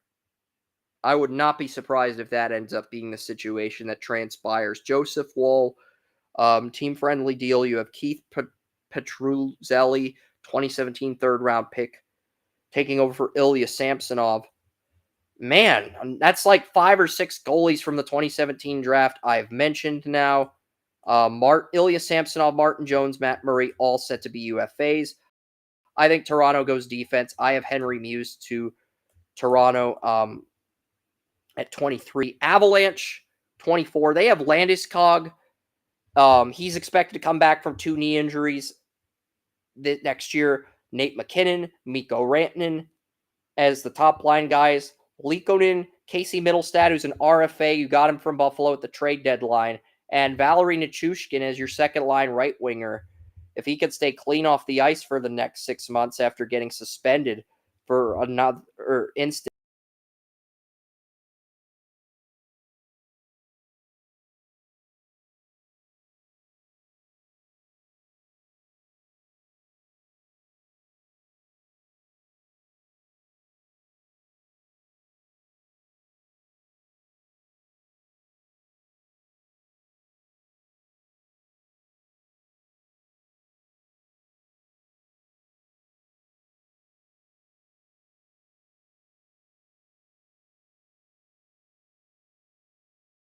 Top 4 defenseman on the second line, and Malinsky, number 5. And you're going to need number 6 defenseman in free.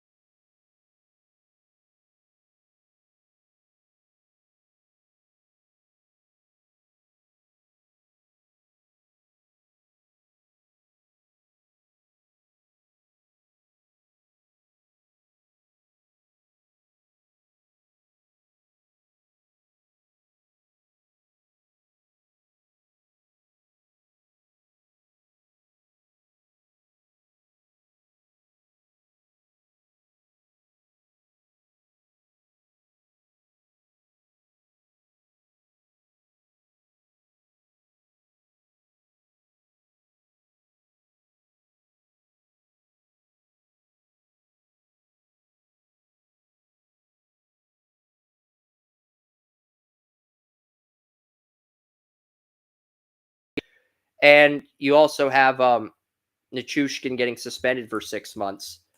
I gave Ottawa Miguel Marquez, a right winger of the Lethbridge Hurricanes. Batherson's contract's up in 2027.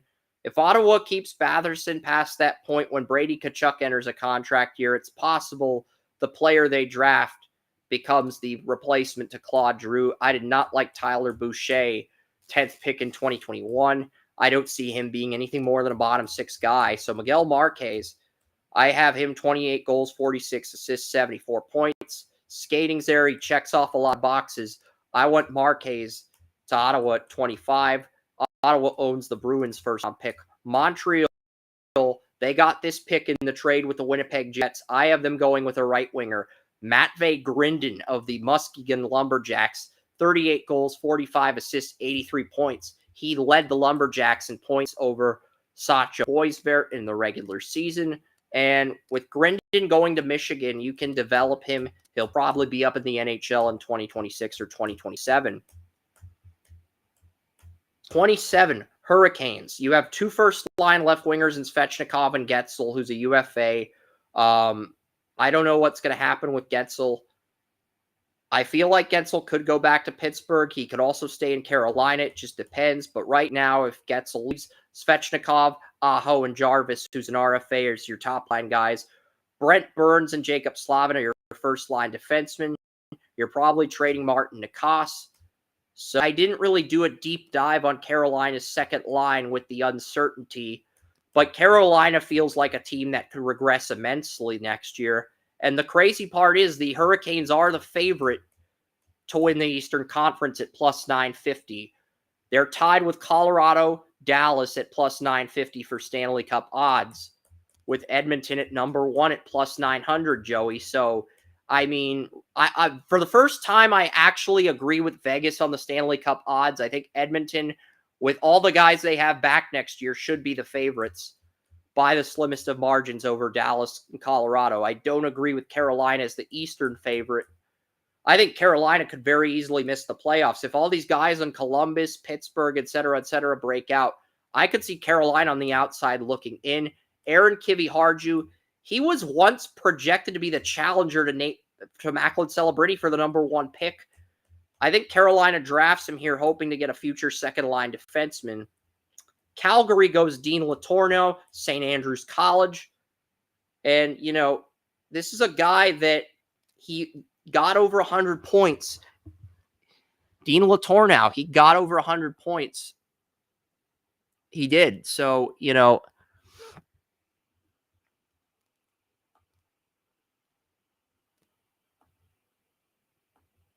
no, I do not want to stream that screen instead, but I do want to add Dean Latorno's points with St. Andrews to the mock draft. Dean Latorno had 61 goals, 66 assists, 127 points. Yeah, we got to add that to the write-up. That's a big detail to leave out. It's irresponsible for me to leave out a detail of that caliber, but Calgary, they're going to get him at 28, Dean Latorno. That is a player that I could see them getting. And,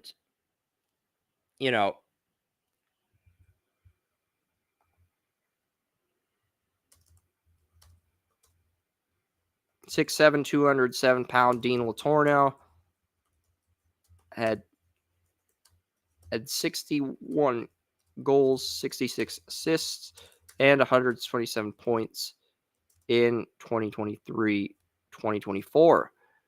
Yeah, I mean, he did, and he's going to he's going to take the USHL NCAA route, I believe. He's going to Boston College in 2025. He's going to the USHL next year, and he's going to Boston College in 2025.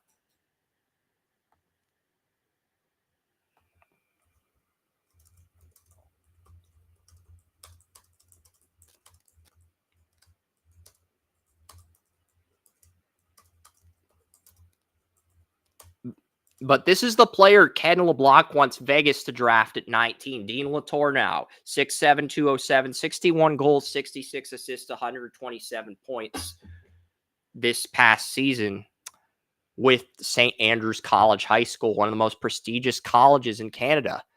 So, and he's got upside to be a first-line center, but he is super raw. Number 29, the Dallas Stars. I'm leaning defenseman here.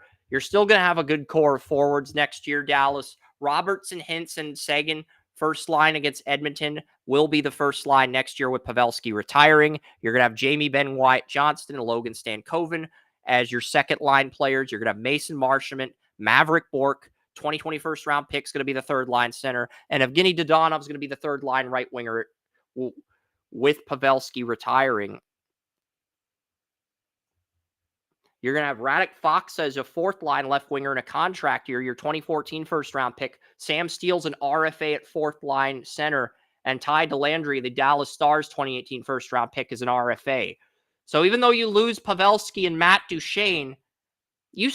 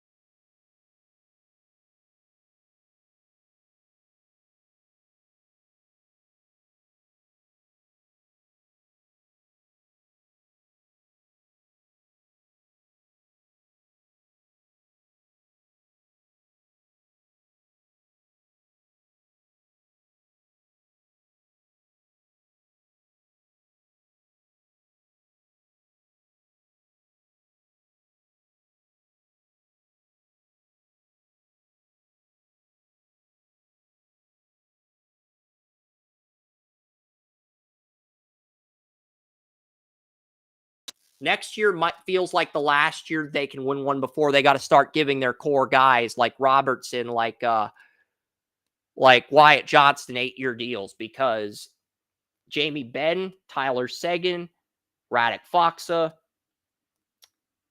Mason Marchment, Evgeny Dodonov, Sutter, Lindell. These are all guys that are 2025 UFAs. So, and Dallas is going to have a mind-boggling $51 million to spend in 2025. So I do think Dallas has another year in their window to get the cup, but they got to finish things next year. They got to finish what they started. And I'm not sure if their older guys are going to have the stamina for another long run like this one. Well, we'll see. We'll see. I'm not saying they don't have it, but the one thing, Nick Saban has 6 leadership traits, and, number 6 on the leadership scale for Nick Saban is, I'll pull up this tweet of what Nick Saban looks for in leadership traits here. I know I'm going a little bit off topic, but,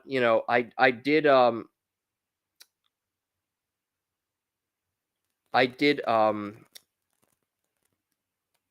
go through, number 6. Number 6 on Nick Saban's leadership trait. We're not going to talk about what we're going to accomplish. We're going to talk about how we're going to do it.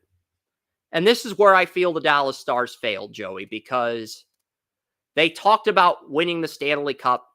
Jim Nill, DeBoer, everyone on the team thought this is a Stanley Cup roster. They talked about how it's a Stanley Cup roster. They didn't talk about how they were going to get there. And they just assumed with home ice, with Vegas and Colorado out of the way, it'd be a cakewalk again. And then Edmonton just outplayed them. They made the proper adjustments to win the series. So, and I'll give Edmonton credit for that. But what Dallas needs to do if they want to win the Western Conference and the Stanley Cup next year is they have got to focus on how they're going to get the cup. That's got to be the approach. That's got to be the mindset from the captain, Jamie Benn, the head coach, Peter DeBoer, and it's got to be the mindset of general manager, Jim Nill. They have got to focus on how they're going to get the cup next year if they're going to pull this off. Because if they don't, they're going to fall short once again. They might even lose to Colorado in the second round if Landeskog and Nichushkin are healthy next year, since Colorado was able to take Dallas to double overtime without those two. So, in Game 6 before Dallas eliminated them. So, that's the thing with Dallas. You have to focus on how you're going to get there. You still, even though you're losing Duchesne and Tanev and Pavelski, you still have what very well may be a championship caliber roster if you put everything together. But you really can't fuck up next year. Otherwise, that window sort of disappears. You're in the same position Florida's in, where you have to pull it off. Edmonton's kind of in that spot next year too, as is Colorado as well. So all of those teams have strong rosters next year, and it's a big reason why they're the favorites. But the Rangers, Mika Zibanejad's not a bad first-line center, but he's not a star. Cole Beaudoin is, and you've got Kreider, Zibanejad, Philippe Chytil all under contract till 2027. You've got Artemi Panarin, Vincent Trocheck, second-line right winger, under contract until 2025. And you have second-line forwards, Jimmy Vesey, their third-line left winger, Barclay Goodrow, third-line center. You are going to have to get a second-line center either through trade or free agency if you're the New York Rangers. Otherwise, it does feel like the Rangers could take a step back next year. Right now, Vegas does have the New Jersey Devils ahead of the New York Rangers as far as the Eastern Conference odds go. And that's interesting, Joey, because the Rangers won the President's Trophy. They have a good chunk of their core back, but they lose their second-line center to free agency. And all of a sudden, Vegas is basically saying, we like New Jersey slightly more than the Rangers. I like the Devils, Islanders, and Hurricanes, and even the Blue Jackets, if they pull their shit together, more than the Hurricanes next year, who are the favorite to win the East next year. I don't think the Hurricanes' blue line's as good as advertised. They have 2 good defensemen out of 6. You've got Fox and Ryan Lindgren as an RFA in your first line. Trouba, your team captain, Jacob Miller, the second line defenseman, with Goodbranson set to be a UFA, and Braden Schneider, New York's 2020 first-round pick, number 6 defenseman 2 years ago. Now he's a number 5 defenseman. And Zachary Jones, a 2019 third-round pick. Igor Shesterkin, Jonathan Quick, and Louis Domingue, the third-string goalie, all in contract years. Dylan Garand, 2020 fourth-round picks, had 2 good years in the AHL with the Hartford Wolfpack. He's ready for the NHL, but because the New York Rangers have such a stable goalie situation, they can give him 1 more year of experience in the AHL before bringing him up. He's ready right now, but the Rangers have 3 goalies under contract. So I'm guessing Shesterkin gets extended.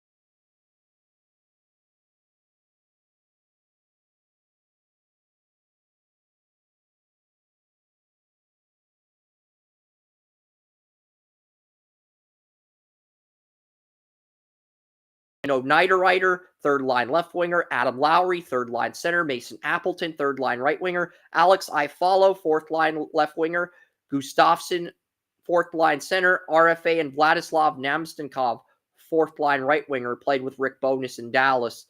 And you have a top 5 goalie in Connor Hellebuyck, who's under contract through 2031, and you have a good core of forwards. But outside of Josh Morrissey and Neil Pionk, Winnipeg doesn't have anyone worth a damn that can defend, that can take pressure off their Vezina Trophy goalie, which is why Winnipeg should just draft whatever defenseman they get with whatever picks they have. And just, my biggest question is, can Winnipeg keep all these guys, these forwards that are approaching contract years, Monahan, Perfetti, without going over the cap? You've also got to extend Ehlers, Velarde, and Connor when the Jets have $54 million in 2025. You got to extend those guys. You may not be able to extend all those guys. And I think ultimately, Joey, that is going to determine whether Winnipeg goes into a rebuild like Calgary, or whether they can stay competitive in this division, and whether the Central Division in the NHL becomes like the AFC North in the NFL, because you've got all these teams. You've got the 2 powerhouse teams in Colorado and Dallas with really good long-term outlooks. But you also got teams like Nashville, Minnesota, St. Louis that are on the brink of reloading. You can argue Nashville, they made the playoffs despite not reloading yet, which is the scary thing. And you've got Nashville, Minnesota, St. Louis on the brink of reloading, where they could emerge as future challengers in this division. You could also have the Blackhawks in Utah contending by 2026, assuming they hit on their draft picks in 22, 23, 24, and 25. And you have that timeline to where those teams are synced up and ready to contend by then. So Winnipeg's in a really interesting spot, Joey, because they could be the team that falls into a rebuild like Calgary, but they could also remain the number 3 team in this division if they pay the right guys. But they got a lot of big decisions to make. And Adam Kleber, number 1 defenseman on the Lincoln Stars, 6'5", 209 pounds, 5 goals, 21 assists, 26 points in 56 games. By playing 56 for the second year in a row. He has the skating, foot speed, playmaking, wrist shot power. He's going to Minnesota Duluth. His floor is a number 6 defenseman on the third line with the ability to be second line penalty killer. His ceiling's a number 1 defenseman that can dominate penalty kill. He was a first round pick in the 22 USHL draft. I do like Adam Kleber. But the knock with Adam Kleber in the 22 USHL draft, Joey, was he needed to improve his footwork and develop a mean streak. The footwork's improved. He hasn't developed that mean streak. So if you lack a mean streak at 16 years old and you still haven't developed that mean streak at age 18 and you're a defenseman, I'm somewhat concerned if that's going to limit you defensively in the NHL level. Because if you're a defenseman and you have that type of body at 6'5", 209, and you don't have the edge work and skating, you have to make up for it with a mean streak. And the fact that he hasn't developed a mean streak yet, it's not a huge concern for me, but it's a moderate concern. It's like a yellow. It's not code red, or it's not code green like it was when he was 16. It's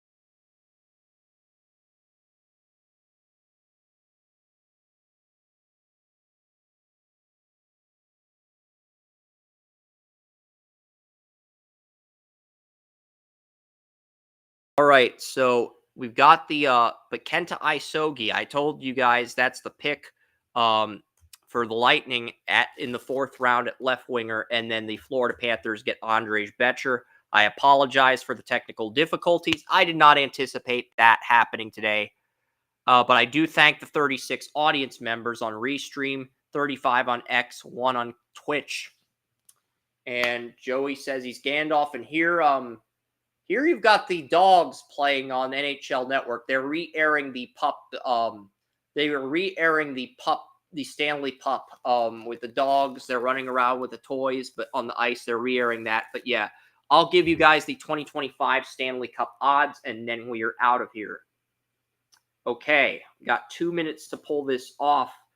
Got to be quick, but, Stanley Cup odds here.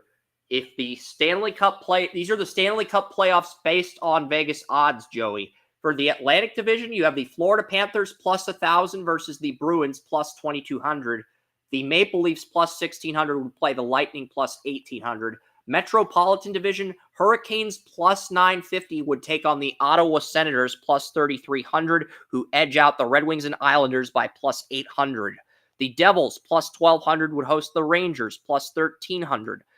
In the Western Conference, the Dallas Stars plus 950 would take on the Vancouver Canucks plus 2,200. The Avalanche plus 950 would take on the Winnipeg Jets plus 900 with home ice.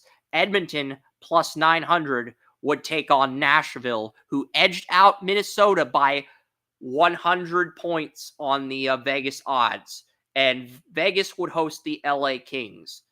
So in this scenario, I think Dallas, Edmonton, and Colorado are the top 3 once again. I think Vancouver drops off. Either Vegas returns to round 2 and loses, or maybe the Kings get by Vegas because they have a lot of guys back, and then they lose to Edmonton in round 2 for a 4th year in a row after losing to Edmonton in the first round for 3 years in a row. They lose to Edmonton in round 2. Maybe we see that happen. And then in the East, right now, I like the Rangers. But if they're playing the Devils and they don't have home ice, I think the Devils knock them out again. And I think we see a Devils-Maple Leafs scenario. And I think in that scenario, the Maple Leafs win because they have better goaltending. So that would put Toronto in the Stanley Cup Finals against Edmonton, Dallas, or Colorado. And look, that'd be a hell of a storyline, Joey. Matthews versus McDavid, all-Canadian Stanley Cup in 2025. That would be a great story. Jason Robertson versus Nick Robertson, his younger brother, Dallas, Toronto. And Nate McKinnon and Austin Matthews are the 2 highest paid players in the league if you get Colorado versus Toronto. So regardless, I like Toronto to come out of the East next year, but I think they lose to whoever comes out of the West between Dallas, Edmonton, and Colorado if I had to make a prediction right now based on the odds. And the odds for the 2025 lottery, I'll do this briefly. Right now, San Jose has the best lottery odds, followed by Columbus, followed by Chicago and Anaheim. Montreal is listed at 5. Washington Capitals are at 6. Utah at 7. Seattle at 8. St. Louis at 9. The Flyers at 10. And Calgary at 11. Buffalo is listed at 12. Pittsburgh 13. The Islanders 14. The Red Wings 15. And the Wild at 16. So that is it for the odds here. Joey, next week we will have a guest on. Brian, he's the Packers podcaster. I did a Brian, the Packers podcaster, I've done a podcast with.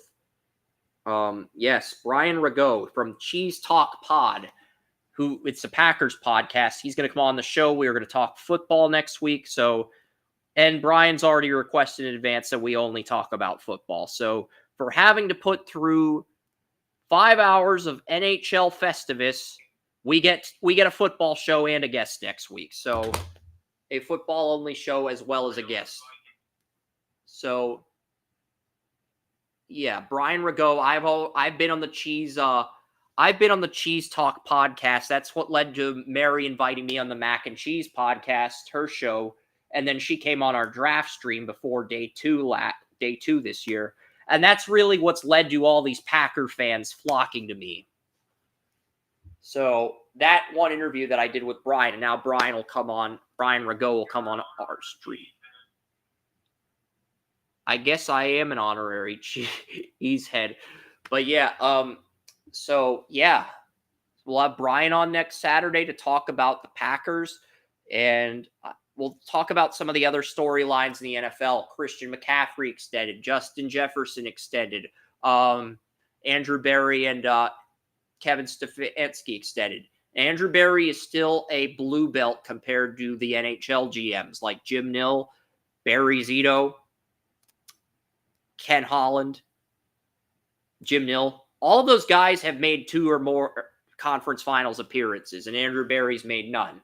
I'm not saying Berry can't get there. I'm saying Berry still has work to do if he wants to be in the class of those top 4 GMs in their respective sports. He still has work to do. That's what I'm getting at, Joey, that even though he did a great job with the Browns last year, he still has work to do if he wants to get into that top 4 discussion for GM in the NFL. Because, I mean, those GMs in hockey are better than him. It's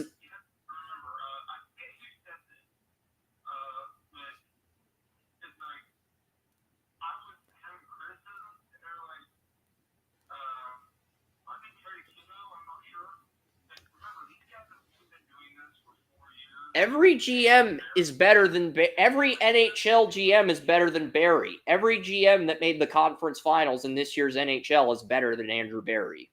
That's all I'm getting at. You act like Andrew Berry's this great Greekly godly figure, and I'm here to tell you he's good.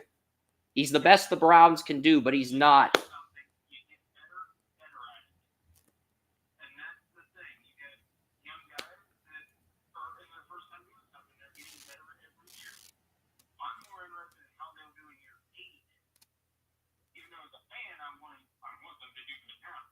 Yeah, but the reality is Jim Nill, he took over as the Dallas Stars GM in 2013, and he didn't make the Stanley Cup until year 7. And even though he won GM of the Year last year and is GM of the Year nominee once again, still hasn't been to a cup since 2020, and that was with Anton Khudobin at goalie, not Jake Ottinger. The talent is there for Dallas, but you know, Ken Holland's really good at drafting too. So is Chris Drury, and so is Bill Zito. So, I mean, you know, it's going to be very interesting, and you're going to have the draft at the Sphere in Las Vegas. So, I'm saying Barry could get to that. Barry could get to that plateau in 5 years where he's making the conference finals multiple times, but he's not there yet, and they've still got work to do. But, you know, the reality is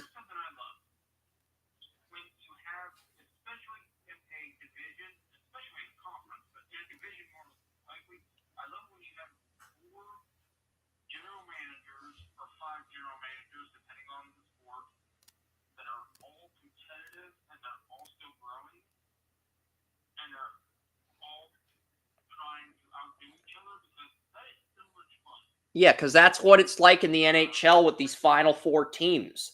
And, you know, it'll be interesting to see what happens next year. But yeah, Brian Rago, we are going to talk strictly football next week. Just previewing that now in the final segue of this show. But yeah, I'm ready to sign off on TalkShoe and Restream. I want to thank everybody who's been able to tune in the entire time.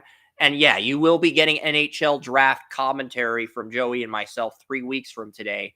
But next week will be a strictly football show. And then in 2 weeks from today, we'll have the NBA draft special. And then I'll have the 2 days of NBA draft streams and the 2 days of NHL draft streams the following week. So, but yeah, that's pretty much all you're getting. So that means any NBA draft takes Joey has, you won't get to hear them until July because the NBA decided to make their draft a 2-day event, which in result caused the NHL draft to be a 2-day event on Friday and Saturday now. So yeah, I'm Chris Ransom. That's Joseph Potter. We're signing off from the Utopia of Sports. Enjoy Game 1 of the Stanley Cup and enjoy your Saturdays. So long.